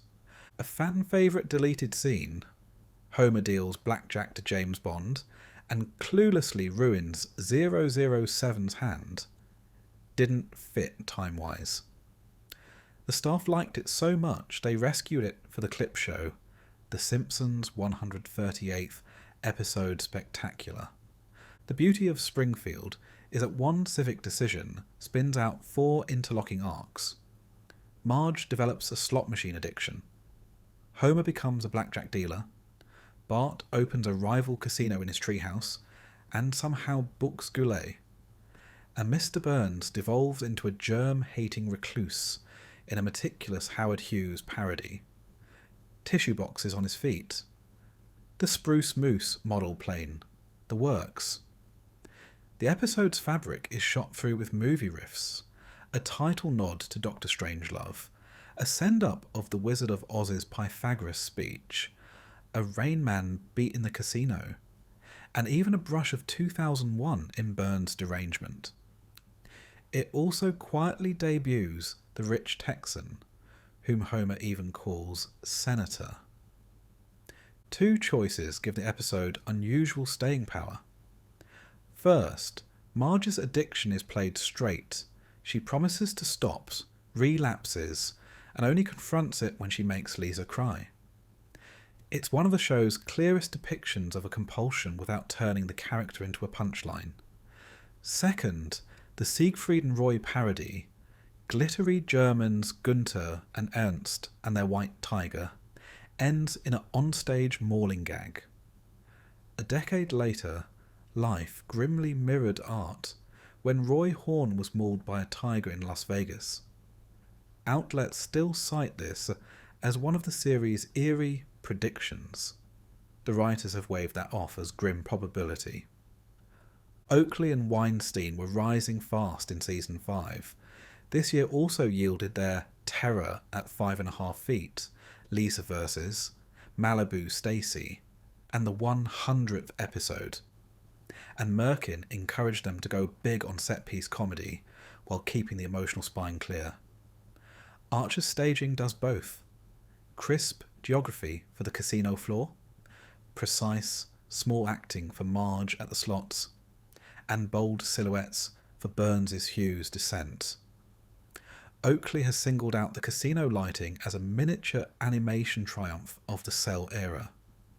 Robert Goulet steals Bart's B-plot by showing up at the wrong venue and gamely crooning Jingle Bells, Batman Smells to a room of 10-year-olds, plus the immortal exchange. Are you from the casino? / I'm from a casino. / good enough. Producers have said Goulet was a good sport with a great sense of humour about himself. Less common in 1993 than you'd think. And that he took direction happily while the writers piled on sillier requests. The whole cameo has had a surprisingly long tail. Even years later, culture writers were still tracking the way that single performance helped cement the Batman Smells variant in pop memory. Cooney's self-parody is briefer, but adds to the Vegas patina the show wanted. And around the edges, the regular cast handles an unusually wide tonal spread. Julie Kavner keeps Marge small and human, even as the casino whirls. Dan Castellaneta does joyous stupidity, as dealer and dream sequence, gambler, victim. Harry Shearer pivots from oily Burns to brittle newsreader. Hank Azaria and Yeardley Smith pop punctures at just the right moments. Most of the juiciest behind-the-scenes details come from the Season 5 DVD commentary. Oakley and Weinstein talk about the news article that sparked the premise. Archer and Merkin explain why the radiating light gags were so hard, and the team lays out the whole Planet Hollywood near miss. The commentary also confirms the Bond scene rescue to the 138th Spectacular. If you want a curated, funny retelling of the same production lore, plus extra context on Goulet, the rich Texan's first appearance, and the tiger gag, listen to Talking Simpsons episode on Pringfield. They have done it twice. including a recent revisit with comic Nick Weiger. Little production stories fans love to repeat. Planet Hollywood, Vanishing Act. The show really did draft a subplot to woo Schwarzenegger / Willis / Stallone, then had to rip it out when the cameos evaporated. You can still spot a few structural seams the staff had to smooth. 007 gets the boot.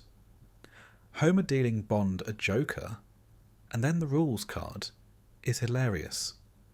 But it only found a home in the 138th Spectacular. Those lights.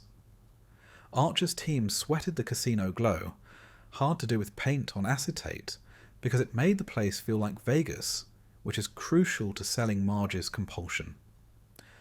Prediction fatigue. Writers have consistently said the tiger mauling was less prophecy than inevitability in a show with live predators. Time is among many outlets that later connected the dots. Why the episode works. Springfield is a showcase for Merkin-era scale, welded to Gene Rice-era character sense. The satire is airy and gag-dense, rich Texans, mouse-sized spruce mooses, Krusty's adults-only midnight show. But the core is painfully mundane. A spouse who can't keep a promise to her kid because a lever keeps almost paying off. When Homer drags Marge away from the one-armed bandit and tells her that making Lisa cry is the line, it lands because the episode has been honest about how seductive the casino world is. Those lights, that sound bed, the constant near misses. Goulet crooning in Bart's treehouse and Burns ordering Smithers into a toy plane are the confetti. Marge admitting haltingly that she has a gambling problem is the spine. Homer the Vigilante, Season 5, Episode 11. Air date, January 6th, 1994. Blackboard gag, I'm not authorised to fire substitute teachers. Couch gag, the family sprints in and explodes, Maggie's pacifier plopping into the crater. Inside the room, this was billed as Springfield gets a cat burglar, and Homer forms a neighbourhood watch that instantly turns into a vigilante mob. It's an archetypal Swartzwelder story. Start grounded, Lisa's sax get stolen, then escalate to civic madness and a huge movie parody finale. Reardon's boards and Merkin's edit lean into that arc. Sharp, reportorial first act, shaggy, gag-dense middle, and a film nerd blowout that spoofs Dr. Strangelove, Homer's fantasy of riding the bomb. And it's a mad, mad, mad, mad world. The treasure hunt stampede that ends with nothing. Merkin's sensibility pops early through Kent Brockman. The news montage, chirons, experts, aerial shots, was designed as a satire of broadcast fear-mongering.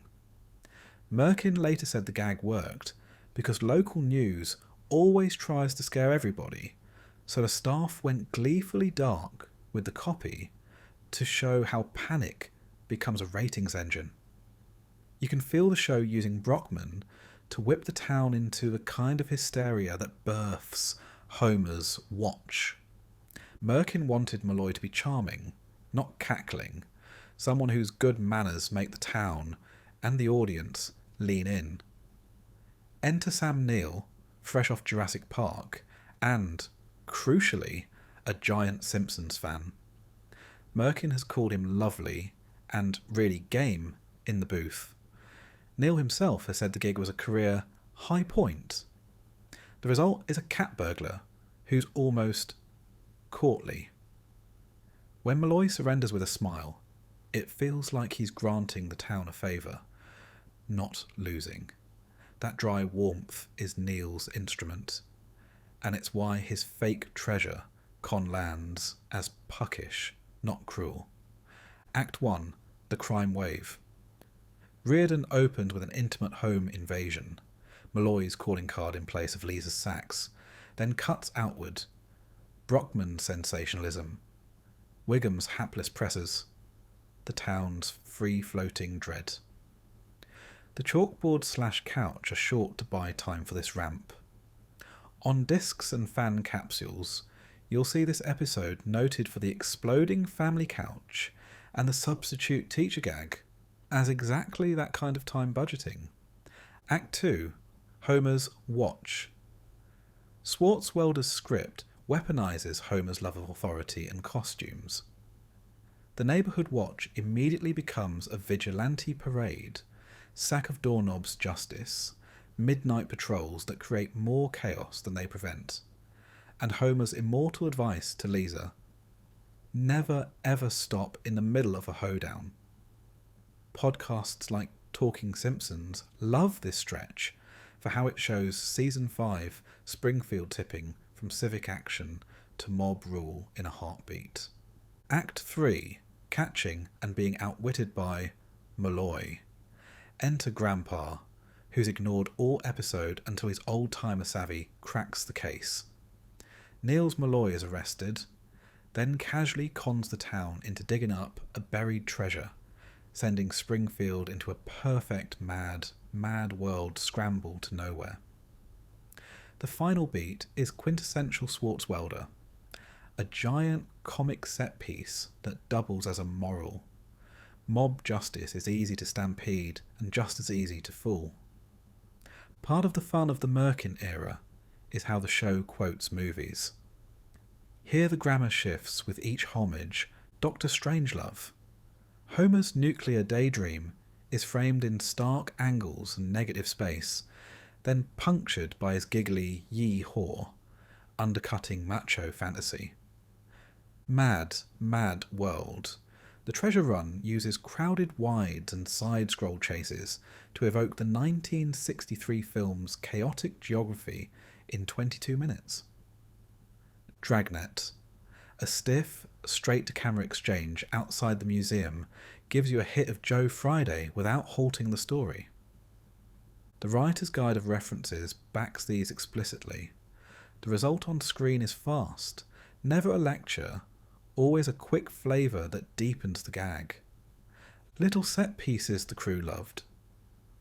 Professor Frink's walking house, a one-shot security system that strides over Malloy and then collapses, came out of a room rule for this show. If the town is panicking, let gadgets get dumber as fear rises.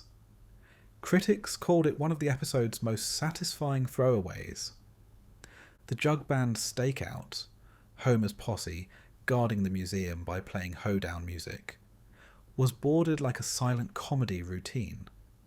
Long holds, then a sudden burst of noise when Lisa stops and Homer snaps. Talking Simpsons has a field day with this sequence. Their two breakdowns of the episode dig into the timing. Wiggum's peak uselessness. Season 5. Wiggum is all gut and bravado. This script gives him a dozen dead-end lines and a perfect capper when Malloy literally walks him out of his own jail. Merkin's take on police PR, suave, empty, threads the entire middle act. Dan Castellaneta has to play two flavours of Homer: the chest-puffed captain of the watch and the sheepish dad who knows he's failing Lisa. That turn is why the ending lands. Homer makes a lot of noise, but it's Grandpa, Harry Shearer, who actually solves the case, and Homer has to eat that quietly. Yeardley Smith shades Lisa's loss. It's not just a sax, it's my voice.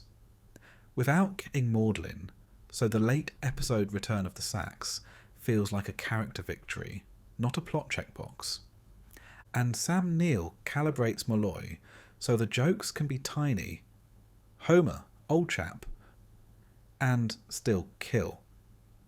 Merkin has said Neill took direction with a light touch, adjusting rhythm and dryness until Malloy read less like a villain and more like a gentleman thief passing through a farce. Neill has repeatedly said the session was a joy. He's singled it out, alongside serious film roles, as a personal favourite. By the midpoint of Season 5, the Merkin era mix is locked. Big satire, media panic, Mob Justice, Cinephile Sugar, Strangelove Bomb, Mad Mad Scramble, and Small Family Stakes, Lisa's Loss, Homer's Need to be the Hero. Swartzwelder scripts tend to end with a rug pull. This one's a classic. Springfield gets its man, the man gets Springfield, and everyone ends literally digging for nothing.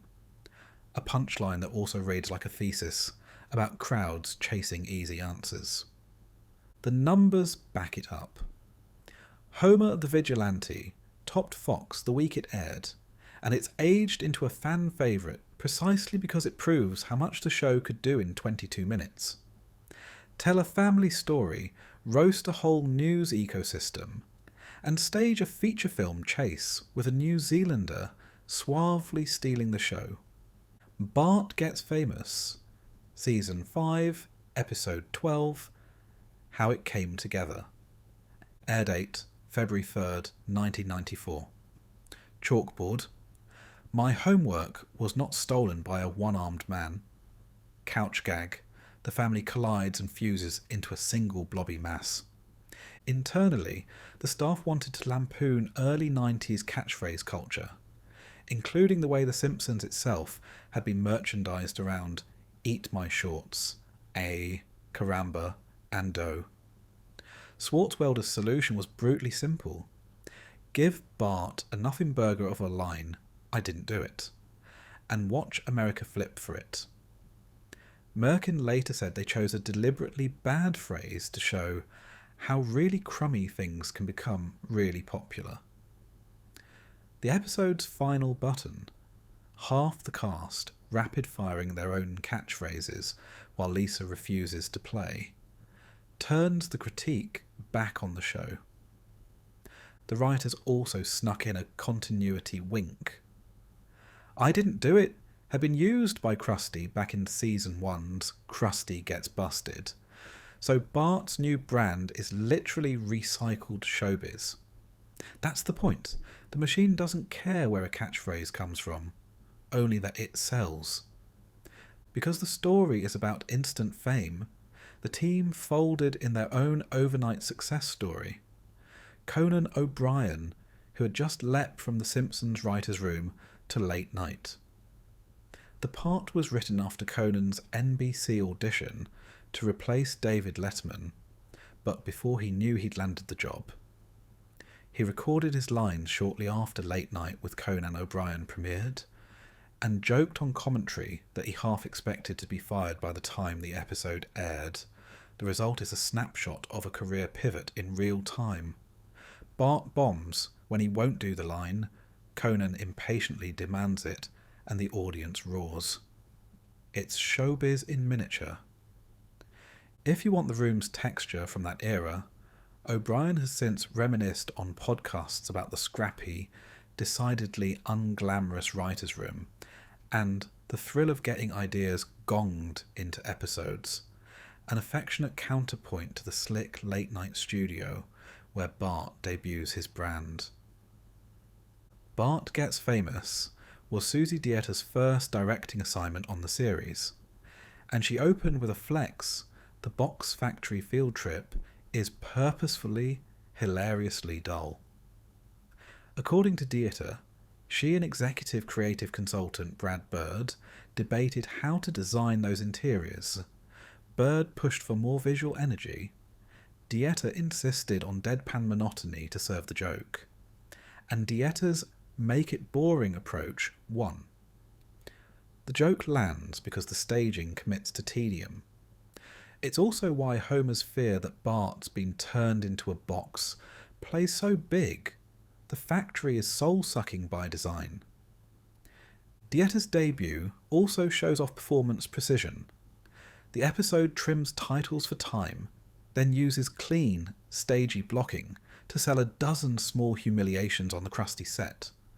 Bart as Gopher, a lactose-intolerant sideshow Mel felled by the wrong lunch. Krusty's reflexive contempt for everyone. It's all fuel for the moment when Bart freezes on camera, blurts, "I didn't do it," and the audience erupts. How Swartzwelder and Merkin built the story engine. The outline is tight Act 1. Bart, bored to death at the box factory, sneaks into Channel 6 and sweet-talks himself into a PA job for Krusty. The factory manager's voice is Dan Castellaneta doing a send-up of Bob and Ray's Wally Ballou, a deep radio comedy cut that tips the show's hand as media nerds. Act 2. An accident on air plus I didn't do it equals instant stardom. Krusty slaps Bart on every segment and in every merch opportunity imaginable. An MC Hammer-style I didn't do it rap drives the point home. Bart tries to expand his act, prop comedy, but the machine wants the line. Act 3. Burnout and bust. The crowd gets bored, Krusty drops him, and Marge boxes up the mementos of a tiny, weird celebrity Spike. The gentle family grace note that keeps the satire from curdling. Merkin's animators lace it with quick, chewy references. Krusty's "Hey kid, catch!" Towel toss nods the 1979 Mean Joe Green ad. Bart's hammer pastiche borrows the "You Can't Touch This Bed," itself sampling Super Freak, and the future game show Fantasy Plants, an early version of Heads in Jars that Matt Groening would later develop in Futurama. The gag density is high, but each reference is in service of the theme, fame as cheap repetition. The core cast is in fine form. Nancy Cartwright gives Bart the full arc, from bored kid to dazzled rookie to exhausted product, without tipping into cynicism. Dan Castellaneta plays a buffet of side voices, including the box factory boss, and salts Homer with just enough clueless dad energy that is defense of Bart. They said the same thing about Urkel. Lands as both loving and dim. Julie Kavner, Yeardley Smith, Harry Shearer and Hank Azaria fill in the Krusty Show ecosystem and the home ballast. Then there's Conan. The talk show cameo works because he plays it straight, more exasperated booker than wink-wink stunt guest. Little anecdotes the creators have shared. The lousy phrase origin on the Season 5 DVD track, Merkin underscores that I didn't do it, was intentionally bad. A jab at how audiences and networks will chase the simplest hook if it catches. The final catchphrase roll call is there to make that subtext text. Conan's timeline, written after his NBC audition, recorded when late night was brand new. On the commentary, he admits he feared he'd be cancelled before the episode even aired. The moment doubles as a time capsule of his uneasy launch. Design tug of war. Dieta versus. Bird over whether the box factory should look lively, Bird, or Soul Dead, Dieta. Dieta 1. The boredom sells Bart's jailbreak to Channel 6. Old school radio homage. Castellaneta's box factory manager is modelled on Bob and Ray's Wally Ballou. A nod Dieta and supervising director David Silverman specifically call out. First-timer nerves. In later interviews, Dieta has talked about this being her first Simpsons in production order, a milestone she followed by directing more episodes and work on The Critic. It's one reason the episode is such a clean showcase for clear staging and timing. Plenty of shows have mocked fads. Fewer have indicted themselves with the same joke. Bart Gets Famous works because it's honest about how fun the ride can be.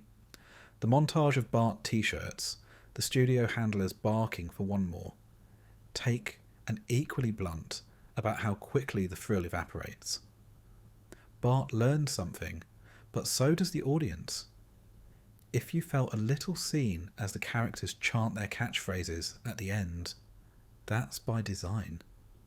It's also a lovely snapshot of a transitional moment for the series. A new showrunner embracing sharper media satire. A first-time director nailing character-driven staging. And a former staff writer turning up as a freshly minted late-night host, all in 22 minutes that still play like a guided tour of how television manufactures and discards the next big thing. Ratings at the time backed it up. 11.7 and Fox's top show that week, right as February sweeps began. Homer and Apu, Season 5, Episode 13. Air date, February 10th, 1994. In the room, Merkin wanted a story that let Apu be the emotional lead, not just a one-liner machine behind the counter. Daniels' outline hit 3 clean beats.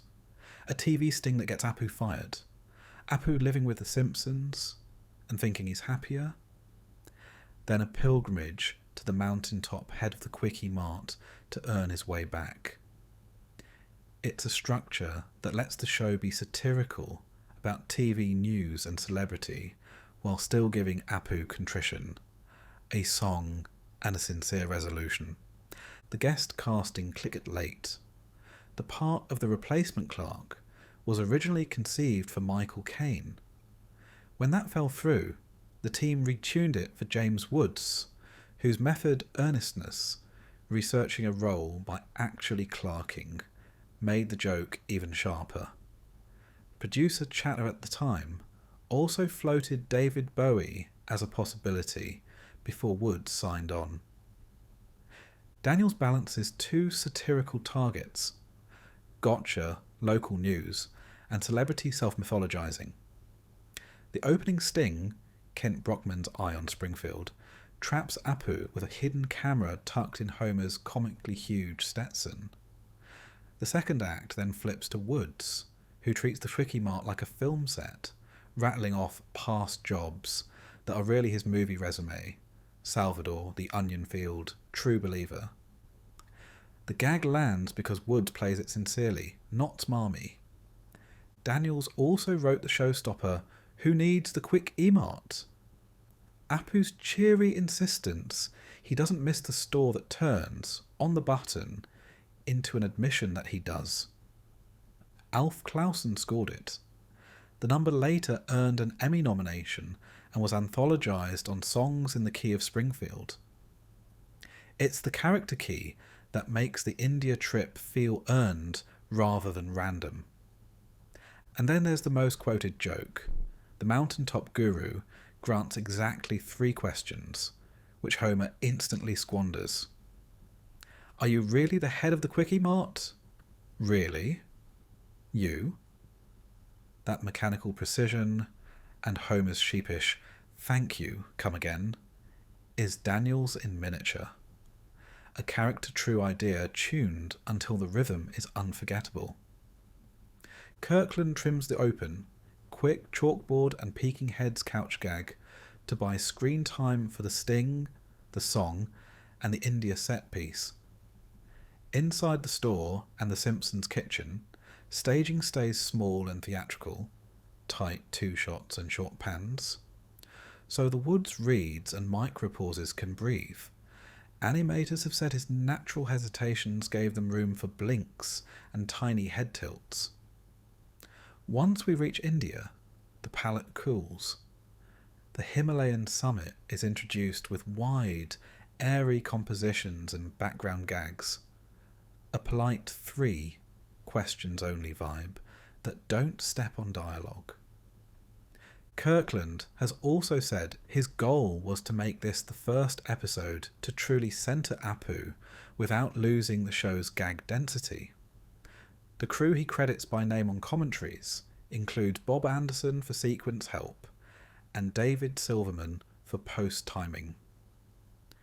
The Season 5 DVD set lists Merkin, Daniels, Kirkland and Silverman on the episode's commentary track. When Merkin took over as showrunner, Woods was on his short list of dream guests, and the record lived up to the hope.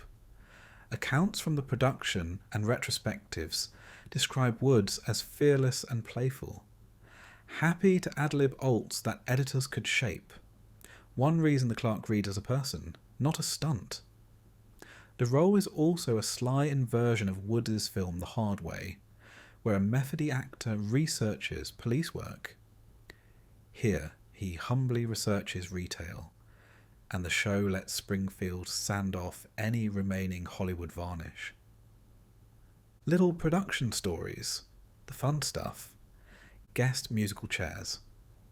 Michael Kane really was the first target. David Bowie was publicly teased while S5 was in production. Woods ultimately recorded and, per the staff, nailed it. Simpsons Wiki maintains a running intended guest stars index that backs the Kane/Bowie notes. Wikipedia's episode entry also mentions Kane's pass. Who Needs the Quick E-Mart picked up an Emmy nomination for music and lyrics, rare company for a mid-episode number. Hank Azaria, Apu, walks a tricky line, proud, mortified, then openly grateful. His elongated "I do" during the song is both a joke and a sigh. Dan Castellaneta gives 3 homers: aggrieved customer, guilty host, and bulldozing pilgrim, without blunting the laughs. Harry Shearer's Kent Brockman anchors the tabloid tone with oily gravitas, while Julie Kavanagh and Yeardley Smith provide the home warmth that makes Act 2 sing. Then Woods threads a needle. Understated, a little airy, but precisely timed. His Clark is a man who can make change and take a bullet, and who talks about both with the same earnest calm. Homer and Apu is remembered for its gag peaks. The 3 wasted questions. The earnest, Emmy-nominated song. Wood's delightful self-parody. But it holds up because it's emotionally tidy. Apu's contrition has a shape. Homer's blundering help actually helps. And the satire, local news, method acting, stays in service of a character getting his dignity back. Season 5's Merkin era often pushed toward bigger, loopier set pieces. Daniels and Kirkland show you can do that and still land a small human ending. Lisa vs. Malibu Stacy, Season 5, Episode 14. Airdate, February 17th, 1994. Couch gag, the Monty Python foot crushes the family. Nielsen, 11.6, second highest on Fox that week. Oakley and Weinstein wanted a Lisa story that took aim at how toys talk to girls. Their hook was 1992's Teen Talk Barbie controversy. One of the doll's randomised phrases, "Math class is tough," drew national criticism and was pulled, and pranksters from the Barbie Liberation Organisation even swapped voice boxes between G.I. Joes and Barbies in stores. The writers folded both threads straight into Springfield. Lisa's new Malibu Stacy chirps vapid catchphrases, and a classmate's doll suddenly blurts a deep superhero line. Oakley had unusual bona fides. His wife was a serious Barbie collector, and he'd been tagging along to conventions. That immersion inspired the beat where Lisa visits Smithers, revealed as owner of the world's largest Malibu Stacy collection, a joke Oakley says grew from meeting super collectors in real life. It also turns a long-running sub-gag about Smithers into a plot engine. The episode runs on twin tracks. In the A story, Lisa tries to reform Malibu Stacy, then teams up with the doll's retired creator, Stacy Lovell, to launch a better alternative, Lisa Lionheart, only to be outmarketed by a shameless new hat reissue of the old doll. In the B story, Grandpa, stung by a Matlock love fest, takes a job at Krusty Burger to feel young, a thread Oakley and Weinstein say they wrote from their obsession with antique slang and old-timer bluster. The movie nerd seasoning is pure Season 5. Matlock's entrance is sung to Bye Bye Birdie, the toy store gag riffs Big's piano, and Kent Brockman's breathless coverage lampoons TV news priorities. Merkin and Lynch make one killer structural choice. They let Lisa lose. Marketing wins. But Lisa also wins a sliver. One little girl chooses Lionheart, which is truer to the argument the episode wants to make. And, as Oakley and Weinstein note in interviews, it's unfortunately how the marketplace often works. Merkin's first choice for Stacy Lovell was Kathleen Turner. She asked to read the script, loved the mix of cynicism and hope, and came in ready. Merkin says she nailed the role quickly. Turner later called the part deliciously funny and sad, because Lovell's realism, some would say pessimism, is vindicated by the new hat stampede. Her curt, smoky line readings give Lisa a worthy foil, someone who's seen this fight before. A fun bit of staging that Turner sells perfectly, Lovell tossing a drink into the fireplace as she resolves to help. Flames burst and immediately sputter out. It's a visual gag about hype and a wink at the fate of Lisa Lionheart that works because the performance never winks. The writers leaned hard into current events while knowing animation lag time meant those headlines would be old by Heir. Oakley recalls being told to take the social trends from now. When the episode airs, people will think you made it up. That's why Kent Brockman's absurd tag, and the president was arrested for murder, more tomorrow, plays as both a news parody and, decades later, a weirdly prescient meme. Weinstein stresses it wasn't prediction, just satire landing on recurring human behaviours. Oakley's convention travel also gave the show its collector anthropology, the Smithers Shrine, the way doll companies talk about line refreshes, and even the precise drabness of corporate conference rooms where Lisa is patronised to her face. Those little bits make the episode feel reported, not just imagined. Jeff Lynch trims the open, straight to the Monty Python couch gag, and keeps staging clean, lots of two shots and lateral pans so the jokes read fast. The bad news or good news to new hat rhythm at the mall is essentially a mini farce cut at news ticker speed. For the Smithers sequence, he lets the camera breathe on the collection reveal, so Yeardley Smith can underplay Lisa's disbelief. Merkin has said Lisa episodes work best when her frustration is quiet and honest, which shifts the burden to timing and acting choices.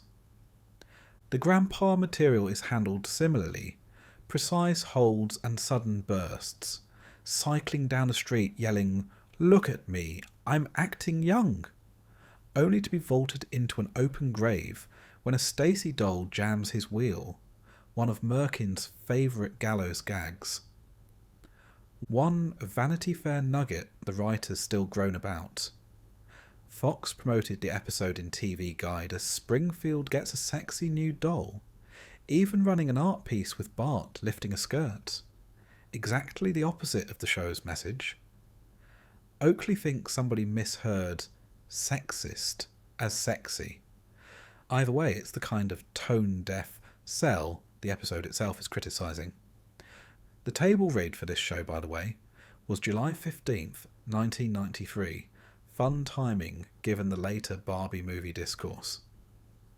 Lisa versus Malibu Stacy is a neat machine, a topical spark, character-true stakes, and a finale that resists the easy win. It's also one of the show's clearest statements about how media shapes kids, and how a corporation can sell change by literally slapping on a new hat. The reason it still resonates, especially with women, isn't just the jokes, though the episode is packed. It's the lived-in specifics, the collector culture, the meetings, the news hype, that make Lisa's frustration feel familiar. 30 years on, it reads less like a time capsule than a loop we're still stuck in. Deep Space Homer, Season 5, Episode 15. Air date February 24th, 1994. Showrunner David Merkin wrote this one himself, riffing on NASA's post-Challenger push to put civilians in orbit to rekindle public interest, the shelved teacher in space idea. The pitch split the room. Several staffers, including Matt Groening, worried it was too big, that once Homer goes to space, there's nowhere to go. Merkin kept the premise, but grounded it. Fewer, everyone at NASA is as dumb as Homer gags. More emphasis on Homer's need for respect from his family. That big but believable calibration is why the episode opens on Homer losing Worker of the Week to an inanimate carbon rod, ouch, then flips to a very earthbound NASA with a ratings problem. Only after we've tracked Homer's wounded pride do we blast off. Two self-aware guest spots make the satire sing. Buzz Aldrin came in to play himself, including the cheeky line, "Second comes right after first."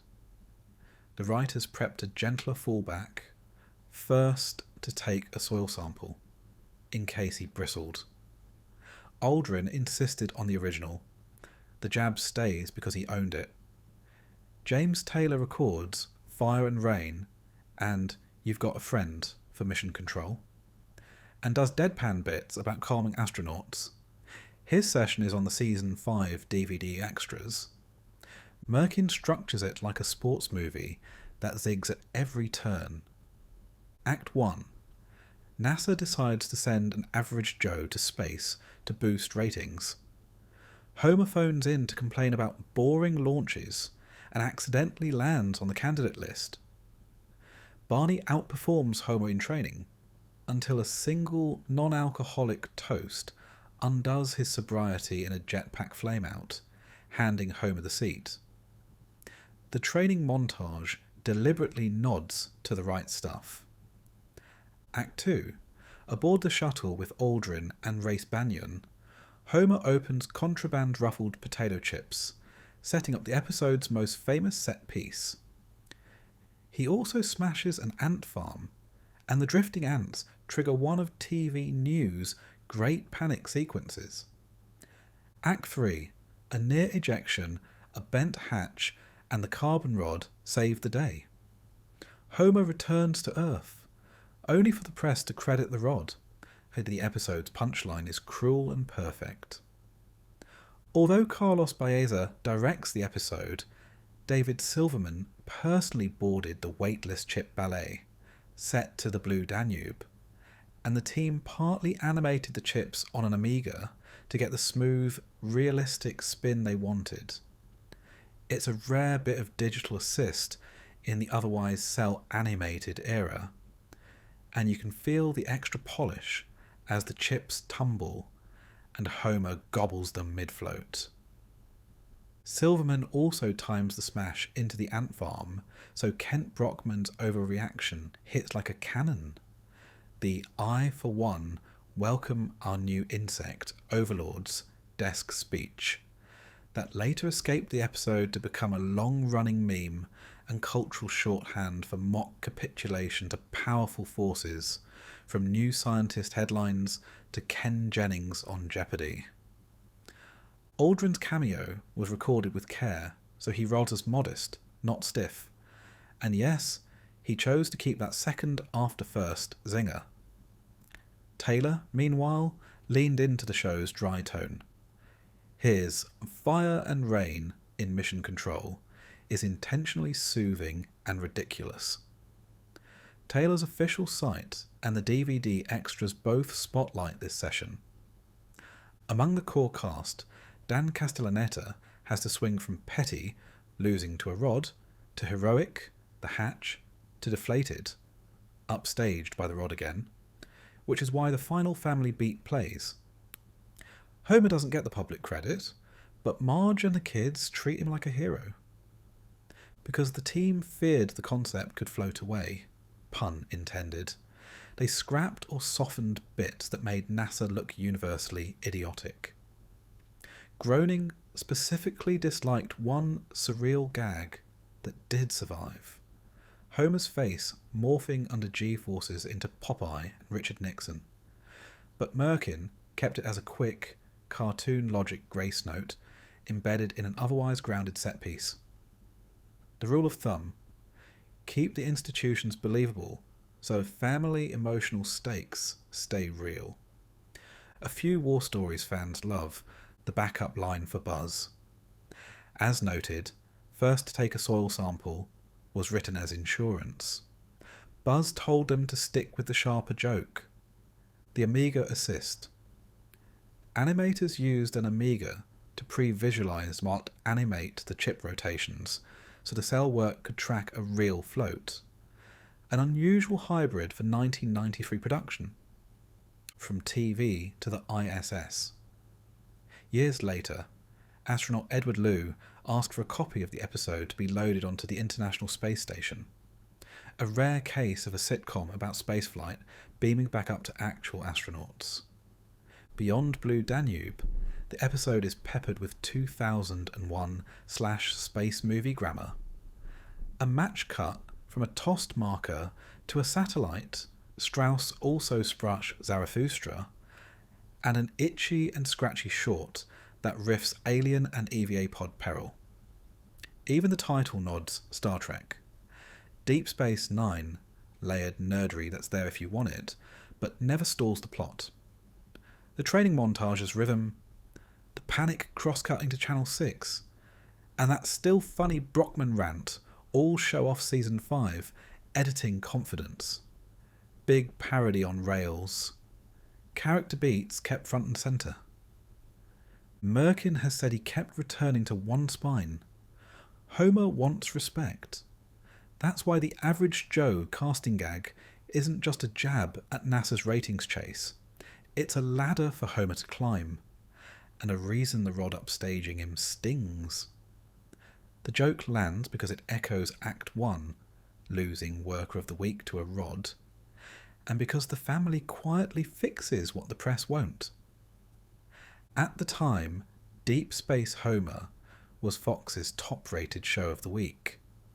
Over the years, it's become a perennial greatest episode contender, with critics often singling out the Potato Chip Ballet and Brockman's Overlord's Surrender as all-timer sequences.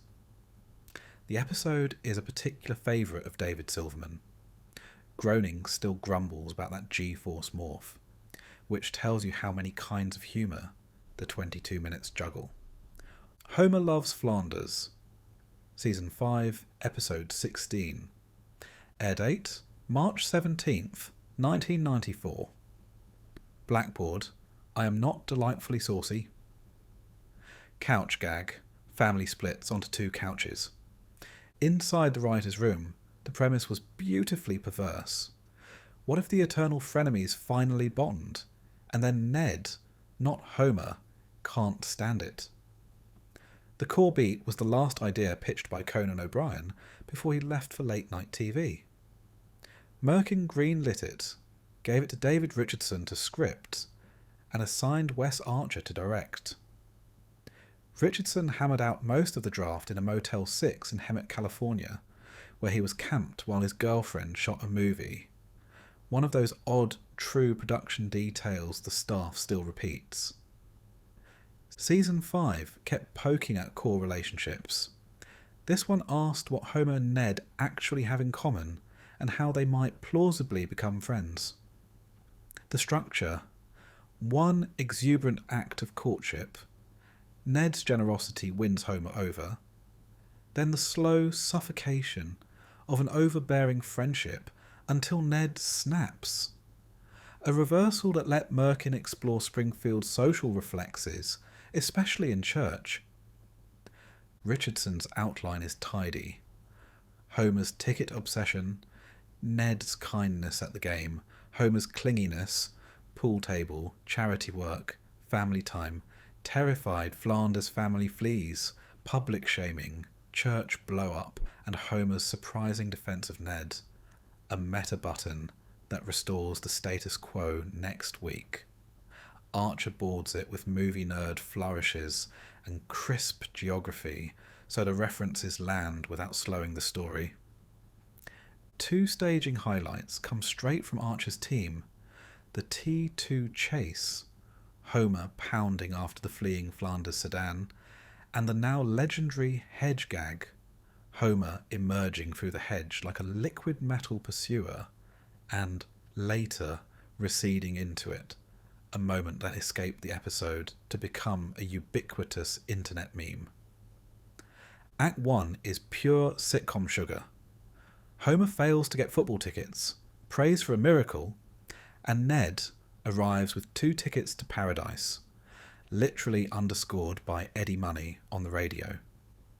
At the game, Ned showers Homer with hospitality, even the nacho hat, then hands him the game ball. Homer's heart grows 3 sizes. Acts 2 to 3 are the hangover. Homer becomes a fixture at the Flanders, wrecking a pool table, monopolising family TV time, all 230 satellite channels locked out, volunteering to help at the shelter, and generally inserting himself into every prayer, plan and pancake. When the Flanderses try to ditch him, Ned gets pulled over and judged by the town. By Sunday, the congregation treats Ned like a pariah, while Homer basks in applause for charity work. The twist is character true. Homer stands up and says the quiet part out loud. If everyone behaved like Ned, we'd be in heaven already. And Ned, devastated and exhausted, finally admits he hates Homer. By next week, Lisa promises things will snap back. They do. The episode only works if Homer is lovable and unbearable at once, and if Ned is genuinely kind until he breaks. Dan Castellaneta threads Homer from petty, plotting to brain Ned with a pipe for those tickets, to puppy dog grateful to suffocatingly needy. Harry Shearer makes Ned warm, then apologetic, then righteously angry in church.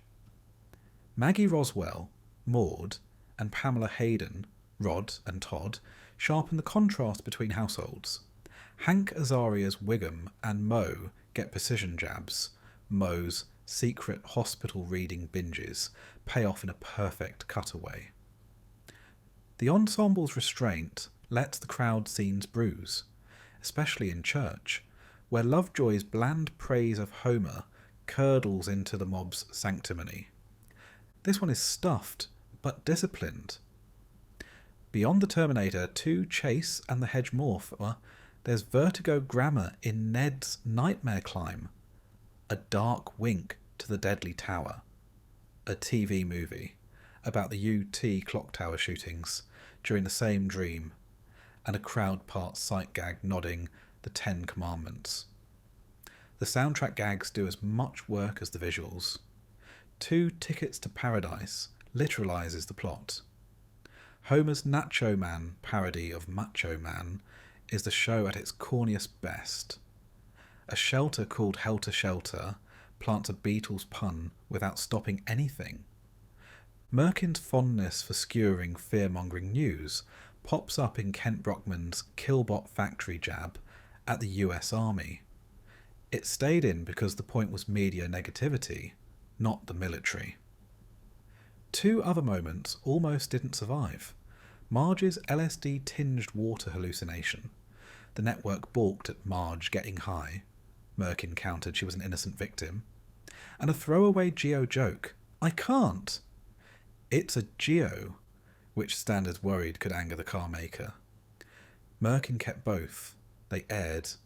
Behind the scenes odds and ends, Richardson really did draft most of it at a Motel 6 in Hemet, an origin that fits the episode's ordinary places, outsized feelings vibe. Conan's goodbye pitch. The basic they become friends and Ned hates it notion was the last thing Conan O'Brien pitched before exiting the show. A neat hinge between the Gene/Rice years and Merkin's, the pipe gag. That cold, violent impulse. Homer stalking over with a lead pipe to steal tickets comes from the writer's shared belief that Homer's ID should be scary for a beat before the story softens him. Fans and podcasts love that it happens minutes before Homer and Ned become inseparable. Mater lines the room adored. Lisa's Ride It Out. Next week, we'll be back where we started. Speeches Productions' way of winking at reset button television without breaking the toy. Critics still quote it. On first airing, the episode pulled a 10.9 Nielsen, ranking third on Fox that week, solid for late season 5. Over time, it's become a fan favourite for flipping the series' longest-running dynamic without breaking it, and for spawning one of the internet's most recycled reaction images. Homer receding into the hedge. Why it endures, it's tight and a little mean in a very Merkin way. Homer isn't redeemed by a lesson so much as by Ned's basic decency and the town's hypocrisy. The show briefly lets a mob misjudge a good man, then lets Homer, of all people, defend him with a line that still stings. The references are candy, the needle drops are sticky, and the final beat restores the sandbox without pretending nothing happened. 30 years on, it's still the definitive portrait of why loving Homer is a lot, and of why Ned, however saintly, is only human. Bart Gets an Elephant, Season 5, Episode 17. Air date, March 31st, 1994. Blackboard. Organ transplants are best left to the professionals. Couch gag. The eyes run in first, then the bodies push them back into their sockets. If you were going to pick a quintessential Swartzwelder half hour, the staff has said this would be it. Bart calls a radio contest, spurns $10,000 on principle, demands the joke prize, an elephant, and Springfield has to live with the consequences. The episode's spine is pure Swartzwelder escalation. Start from a single dumb decision and rationally explode the world around it. Matt Groening called it quintessential, and Merkin praised it as a fantastic job from the show's most prolific writer. One production note Merkin has repeated on commentary. Stampy had to be a jerk. The animal would not become a cuddly sitcom pet. He'd shove people in his mouth, trample fences, and never truly bond with the family. That choice keeps the story sharp. You believe Homer would try to monetize or sell him, and gives the ending real weight. Act 1, the radio stunt that gets too real. Bart wins KBBL's contest and refuses cash, demanding his elephant, forcing the DJs to find one or lose their jobs. When Stampy actually arrives, Reardon frames him like a kaiju invading a sitcom set. The Jurassic Park iron window nod is deliberate, and the family instantly goes from delighted to overwhelmed. Act 2. The cost of a pachyderm. Homer tries to turn Stampy into a revenue stream, tours through the yard, an appearance circuit, and fails. Swartzwelder sprinkles in some of his driest gags here. The peanut plant supervisor armed for a rogue elephant incident. A perfect doe, a deer, a female deer, exchange en route to the tar pits. Act 3, the moral test. Broken desperate, Homer considers selling Stampy to an ivory dealer. Bart bolts with Stampy. The family finds them at the Springfield tar pits. When Homer sinks, Stampy rescues him, after casually pulling out Barney first, and Homer finally agrees to donate the elephant to a wildlife refuge. The episode's political blink, and you'll miss it. As Stampy runs loose, he passes the Republican convention to cheers and the Democratic convention to boos. A quick elephant as party symbol visual tucked into the rampage. The La Brea-style tar pit setting borrows the look of LA's Page Museum to give the finale a specific, funny geography. It's also the first appearance of Cletus, not yet named, just a slack-jawed yokel among the Gawkers paying to see Stampy in the yard.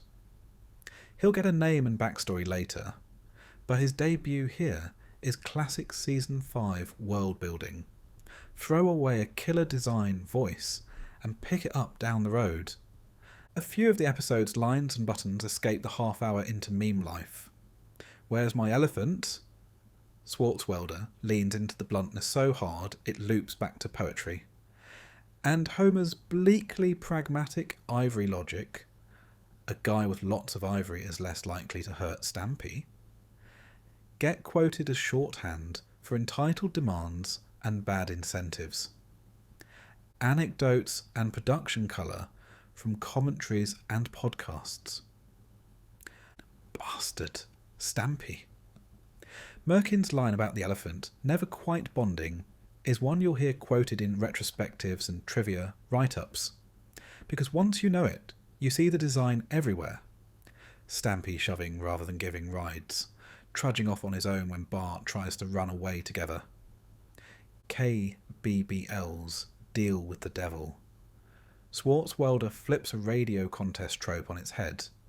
The DJs thought an elephant was an obvious gag prize.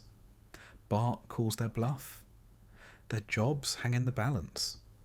It's the kind of premise the writers loved because it let every beat, lawyers, budget meetings, zoo calls, be a joke generator.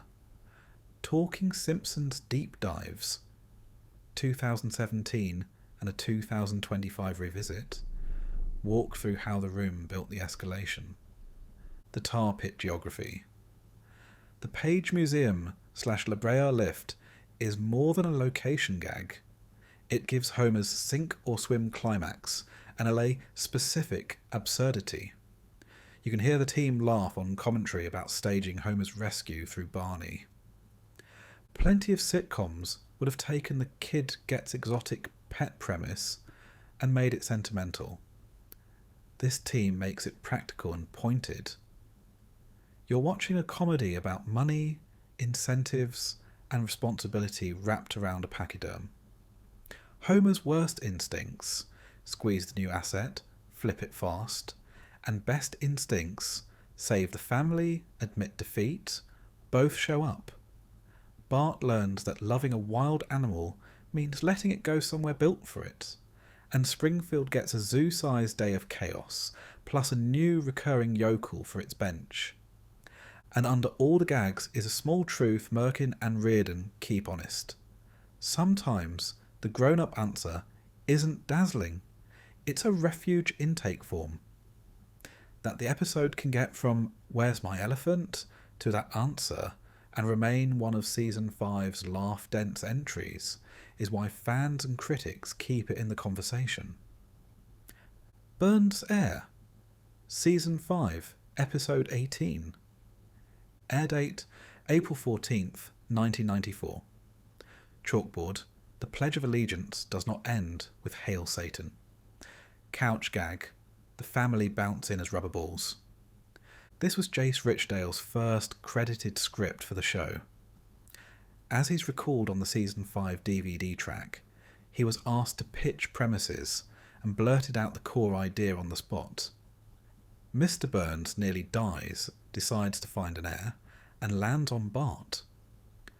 Supervising director David Silverman was originally slated to direct, but the workload shifted the episode to Mark Kirkland. The broadcast drew a strong 14.7 Nielsen and set up the milestone 100th episode that followed. The story beats are classically Merkin era, a big satirical engine wrapped around a family decision. Burns' brush with death, a bath mishap, prompts a town-wide audition for an heir, no girls, no geeks, and the immortal I don't know what phallocentric means. Bart initially flops, then gets noticed when he vandalises the mansion. Burns dubs him a creature of pure malevolence, From there, the script explores how quickly a neglected kid might be seduced by unlimited freedom and a bottomless money pit. Kirkland keeps the staging clean. The mansion's forbidding scale, the sterile luxury of Bart's new rooms, and theatrical blocking for the plant finale, where Bart must choose between patrimony and paternity. The episode gets a lot of mileage out of small performance timing. The way Smithers hovers when Burns tests Bart, or the flat way the actor Homer says Bo in the hoax video. So simple 2 shots and holds do a ton of work.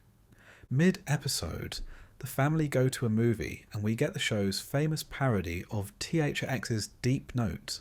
The sound ramps so loud that the exit sign shatters, teeth rattle, and a patron's head explodes in a cheeky scanner's nod, with Grandpa croaking, "Turn it up!" THX loved it so much, they turned the sequence into a real theatrical THX trailer, redone for widescreen, which later appeared on demo discs and even on the Season 5 DVDs. It's one of those rare Simpsons bits that migrated from parody to sanctioned promo. On commentary and in retrospectives, the creators single out a fully animated set piece that didn't air. Burns pulls a lever and unleashes a robotic Richard Simmons that dance attacks Homer to "Shake Your Booty." Simmons had been keen to guest, but when he'd learned he'd voice a robotic version of himself, he passed. The finished sequence repeatedly bombed at table reads, and the staff were split on whether Simmons was too easy a target and whether the bit derailed the story, so Merkin cut it from Burns' Heir. Years later, they discovered that live audiences went wild for it at festivals and college screenings. The team revived the clip with an extra Terminator 2 style self-repair shot for The Simpsons' 138th episode spectacular. It's now one of the show's most famous deleted scenes. You may see fan chatter that the actor Homer was conceived as a Michael Kane type. That impression is certainly there on screen, but reliable primary sources confirming Kane's involvement are thin. The aired voice is Castellaneta doing a mock Kane delivery. Jokes, references, and small craft touches a tryouts montage. The room loved Burns' brisk, no girls, no geeks rule and the trap that literally kicks Bart out. A Looney Tunes beat staged with austere Burnsian menace. Surveillance culture. Burns spying on Springfield to craft the fake video is a tidy media satire beat. The gag exists to set up Bart's estrangement more than to score tech points. Structured discipline. Despite the big set pieces, THX, the Simmons robot that didn't air, the final act funnels down to a simple choice: Bart refusing to fire Homer. So the heart lands between 2 characters, not between gag factories. Burns' Heir is a neat case study in how Season 5 could go huge, THX level gags, a fully animated musical dance fight with a cut celebrity robot, and still land on a human choice. Bart's seduction is funny because it's credible. Every kid wants a billionaire to pick them, and his reversal is sweet because Homer is, beneath the bluster, still dad. The episode also seeded 2 pop culture afterlives: the THX trailer that escaped into the real world, and the robotic Richard Simmons sequence that became a cult favourite after being resurrected in the 138 episode spectacular. Not bad for Richdale's first script. Sweet Seymour Skinner's Baadasssss song, Season 5, Episode 19. Air date, April 28th, 1994. Couch gag: Homer rips off a Fox on-screen watermark and the family stomps it. It was also the 100th episode of the series. By spring 1994, Season 5 had pushed into bigger, faster, gag-dense territory. Deep Space Homer, Pringfield.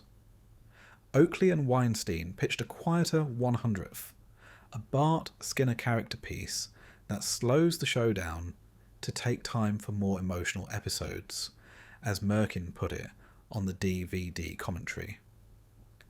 The pair drew Skinner from teachers they'd known, sad, lonely guys who lived with their mothers, and chose this script to mark the milestone precisely because it centred Bart, the breakout star of the early seasons.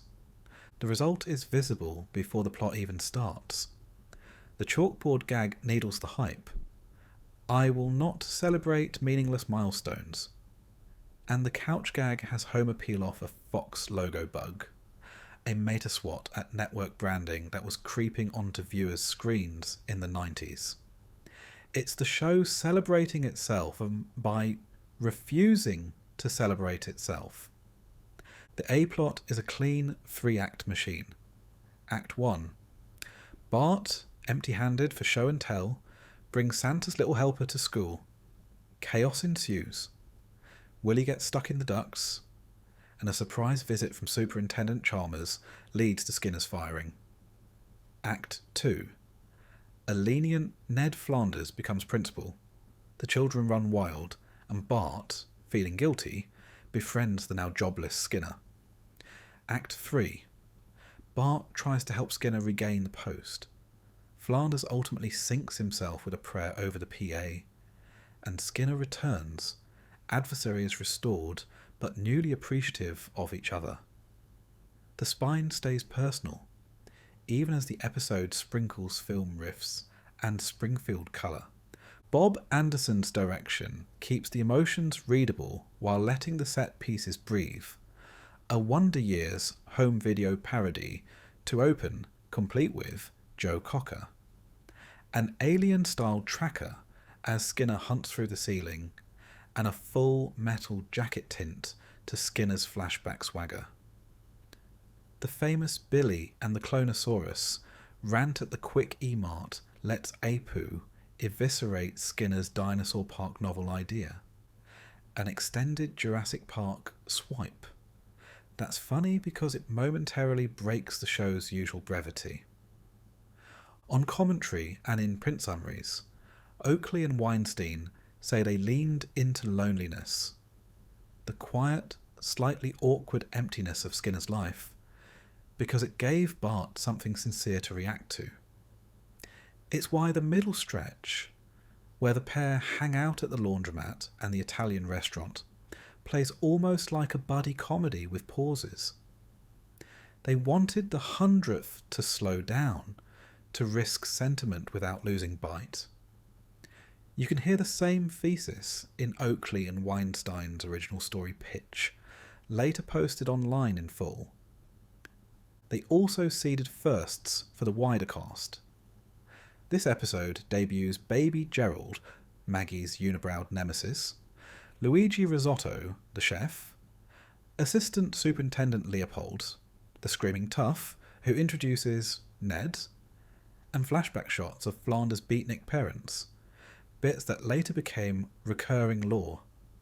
Silverman designed Luigi and Leopold. Anderson remembers cracking up at Luigi's lines at the table, read so hard he frightened Julie Kavner trying to stifle it. With no stunt guest to carry scenes, the core ensemble does the lifting. Nancy Cartwright gives Bart guilt and genuine affection without sanding off his brat edges. Harry Shearer plays Skinner's brittle pride and tentative warmth, and Dan Castellaneta supplies Leopold's gravelly fake-out before introducing Ned and voices Willie's duct ordeal.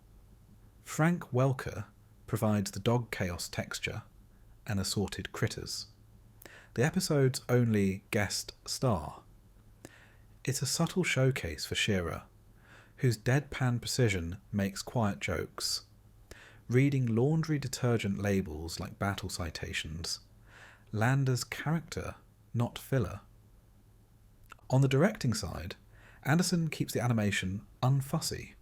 Plain two shots, held reactions, so the actors' timing leads. That restraint is why Lisa's little speech about rivals, you need Skinner like Moriarty to Holmes, plays as tender rather than thesis. Yeardley Smith lets the line float. A few production anecdotes fans love. The milestone gags. The meaningless milestones chalkboard and the fox bug couch gag were deliberate, mildly subversive 100th episode markers, celebrating by teasing the network and the idea of celebrating. Luigi and the table read laugh. Director Bob Anderson has said he first clocked Luigi as one of the show's funniest voices while scanning the script to read. He started laughing so hard he frightened Julie Kavner, trying not to interrupt. Silverman designed Luigi's look. Leopold's entrance. The hulking disciplinarian is a one-scene wonder designed by David Silverman and voiced, here, by Dan Castellaneta. A scary fake-out before the real principal is revealed. Ned. The bit was strong enough to be reused with Marge in a later Strike episode. So many debuts. Besides Luigi and Leopold, this is the first canonical appearance of Baby Gerald, Hank Azaria grunts, and the first on-screen glimpse of Ned's parents in flashback, both details that later writers mined. Sweet Seymour Skinner's Baadasssss song wears its milestone lightly. Rather than a stunt or a flood of cameos, it doubles down on character. A lonely, principled martinet, and the kid who accidentally ruins, and then rebuilds, his life. The jokes are plentiful, Chalmers. A prayer in a public school. God has no place within these walls, just like facts have no place within organised religion, remains a scalpel. But the show keeps returning to two people sharing time, from the laundromat to the restaurant to the small perfect last gag, duelling kick me, teach me signs and a smile.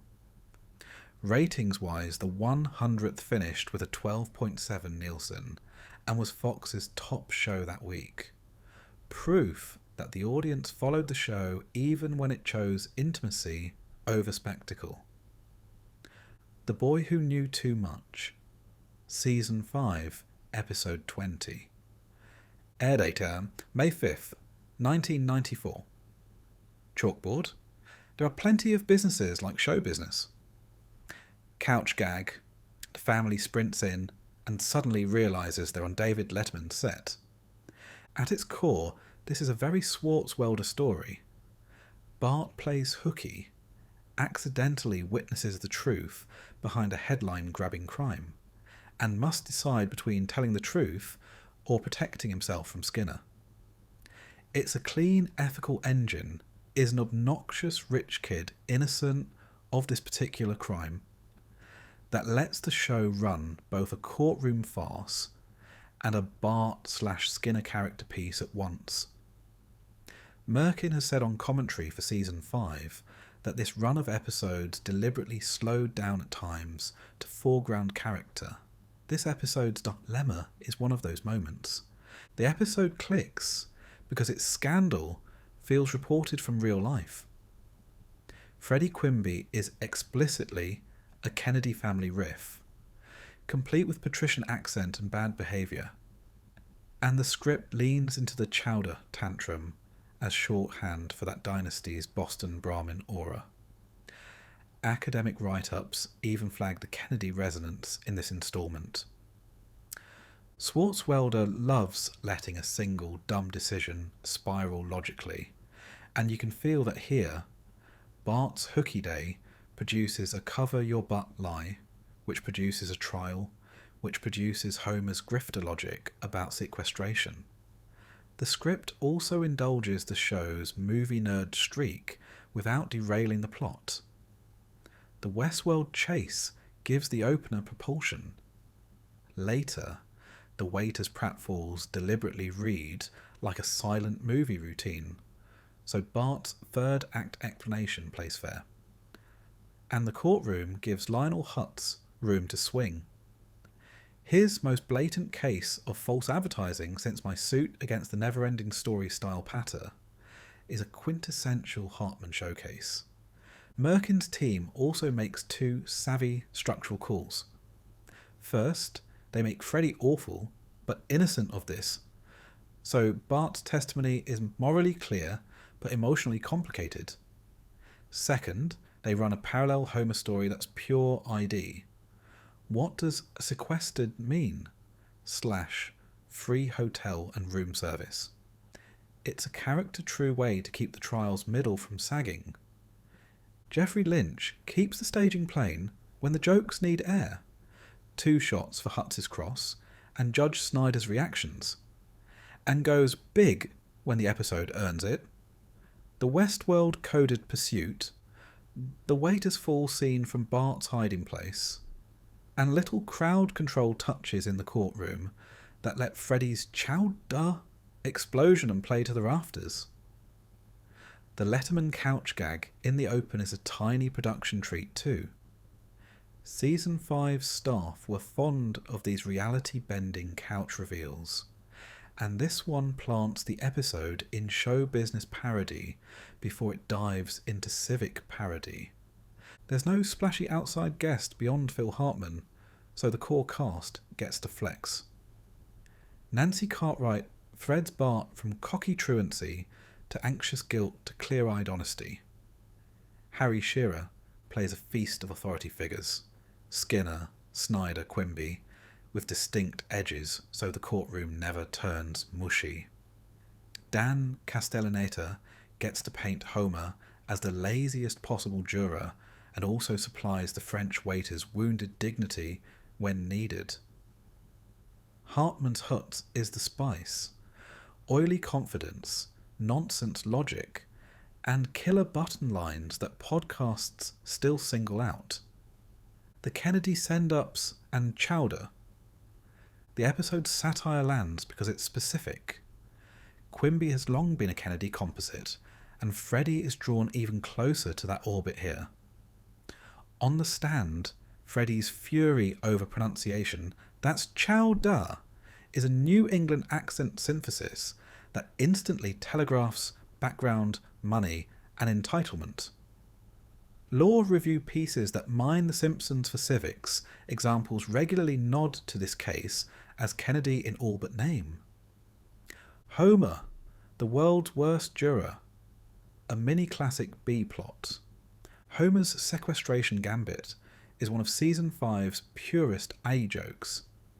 He votes to deadlock simply to stay in a free hotel, watch HBO, and order food on the county's dime, then swipes everything from the room on his way home.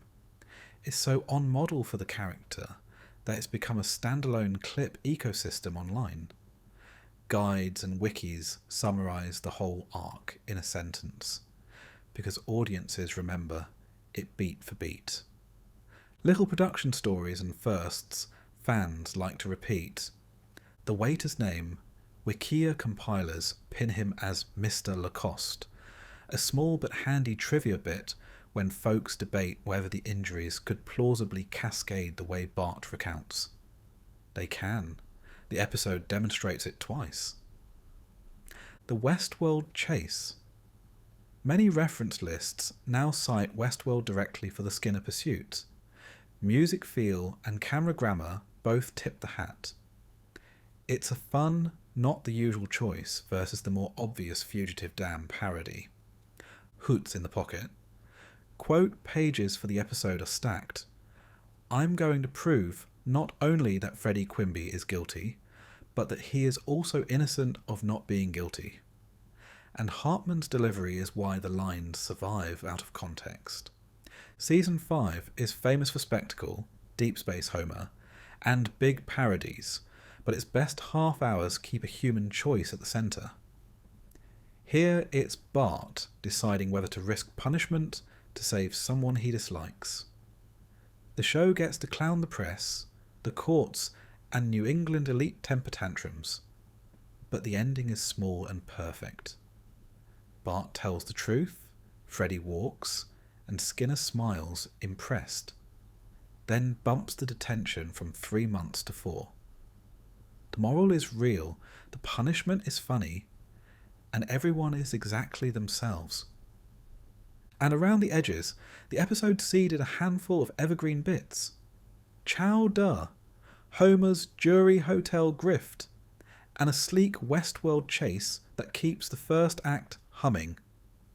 Not bad for 22 tight minutes from the most prolific and most Swartzweldery writer in Simpsons history. Lady Bouvier's Lover, Season 5, Episode 21. Air date, May 12th. Blackboard. I will not retransmit without the express permission of Major League Baseball. Couch gag. The family collides and shatters like glass as Santa's little helper wanders in, baffled. Oakley and Weinstein liked writing small human comedies inside the Merkin era's big, gaggy canvas. For the penultimate slot of Season 5, they pitched a gentle, slightly melancholy idea the show didn't do often. A sincere senior romance between Grandpa and Marge's mother, Jacqueline Bouvier, then complicate it with Mr. Burns. The writers have said the series' unusually deep bench of elderly characters deserved the spotlight, and you can feel that from the first scene at Maggie's birthday, where Abe's loneliness is played straight before the jokes spool up. Production recorded in October 1993 at Fox's Darrell F. Zanuck building, with a commentary bench later assembled on DVD, Groening, Merkin, Oakley, Weinstein, Archer, that confirms the team leaned into old movie grammar to make the romance read instantly. Dance hall lighting, Glenn Miller needle drops, and a full-throated ending spoof of The Graduate. Threaded through is a quintessential Season 5 B-plot. Bart uses Homer's credit card to buy an itchy and scratchy animation cell. It's literally just Scratchy's arm. Attempting to flip it, he's offered a Mary Worth phone by Comic Book Guy, a perfect joke about the 1990s collector bubble.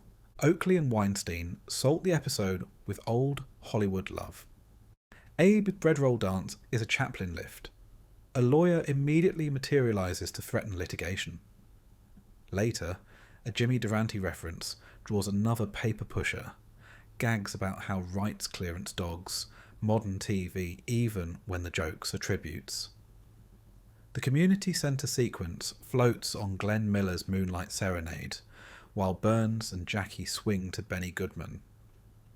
The final act is a full Graduate homage, down to the bus ride and the Simon and Garfunkel parody, romance, then ambiguity.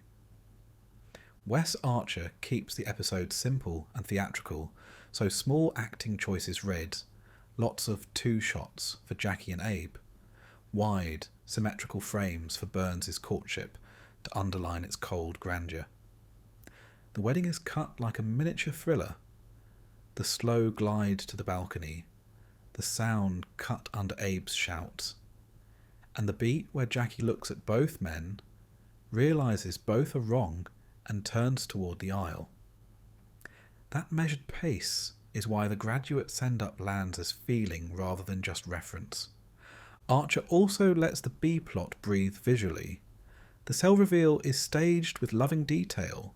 Peel back the plastic. It's an arm. And the Mary Worth phone close-up is a marvellous little act of design meanness.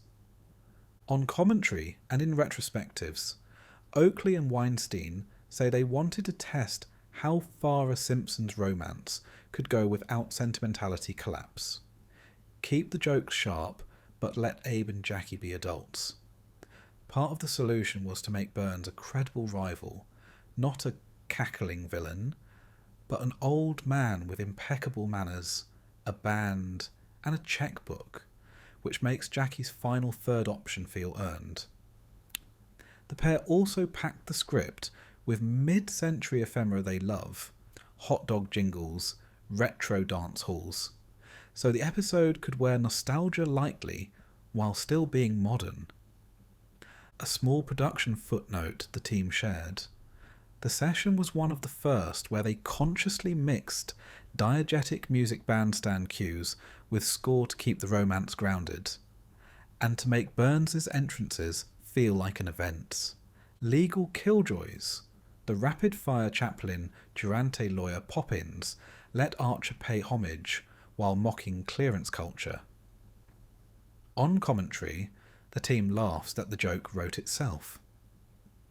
Burns at the Simpsons, a quick Flintstones riff. Burns calls Maggie Pebbles. Homer shouts "Yabba Dabba Doo" is there to underline how prehistoric Homer's thinking gets when he imagines Abe and Jackie marrying. Bart the Collector. The Mary Worth phone is such a specific bit of kitsch that multiple podcasts singled it out as the episode's meanest laugh. Talking Simpsons 2017 breakdown has a field day with the B-plot's 90s collector accuracy. Lady Bouvier's lover reads like a 22-minute romantic comedy nestled inside a cartoon with a stinger that refuses to force a fairy tale ending. Abe does the romantic hero thing, pounds the glass, steals the bride, and the show still tells the truth. Sometimes the right choice is neither suitor, and sometimes love is a bus ride that gets quieter as the miles go by. Around that honest core, you get a tart B-plot about 90s collecting, a handful of perfectly chosen music cues, and a Burns who is charming and monstrous, often in the same beat. As season 5 wrapped, Merkin let the series be big, Deep Space Homer, and small, this. That range is why the year is so beloved, and why this episode, even with its modest Nielsen, keeps resurfacing in retrospectives and podcasts whenever people talk about how The Simpsons can do warmth without treacle.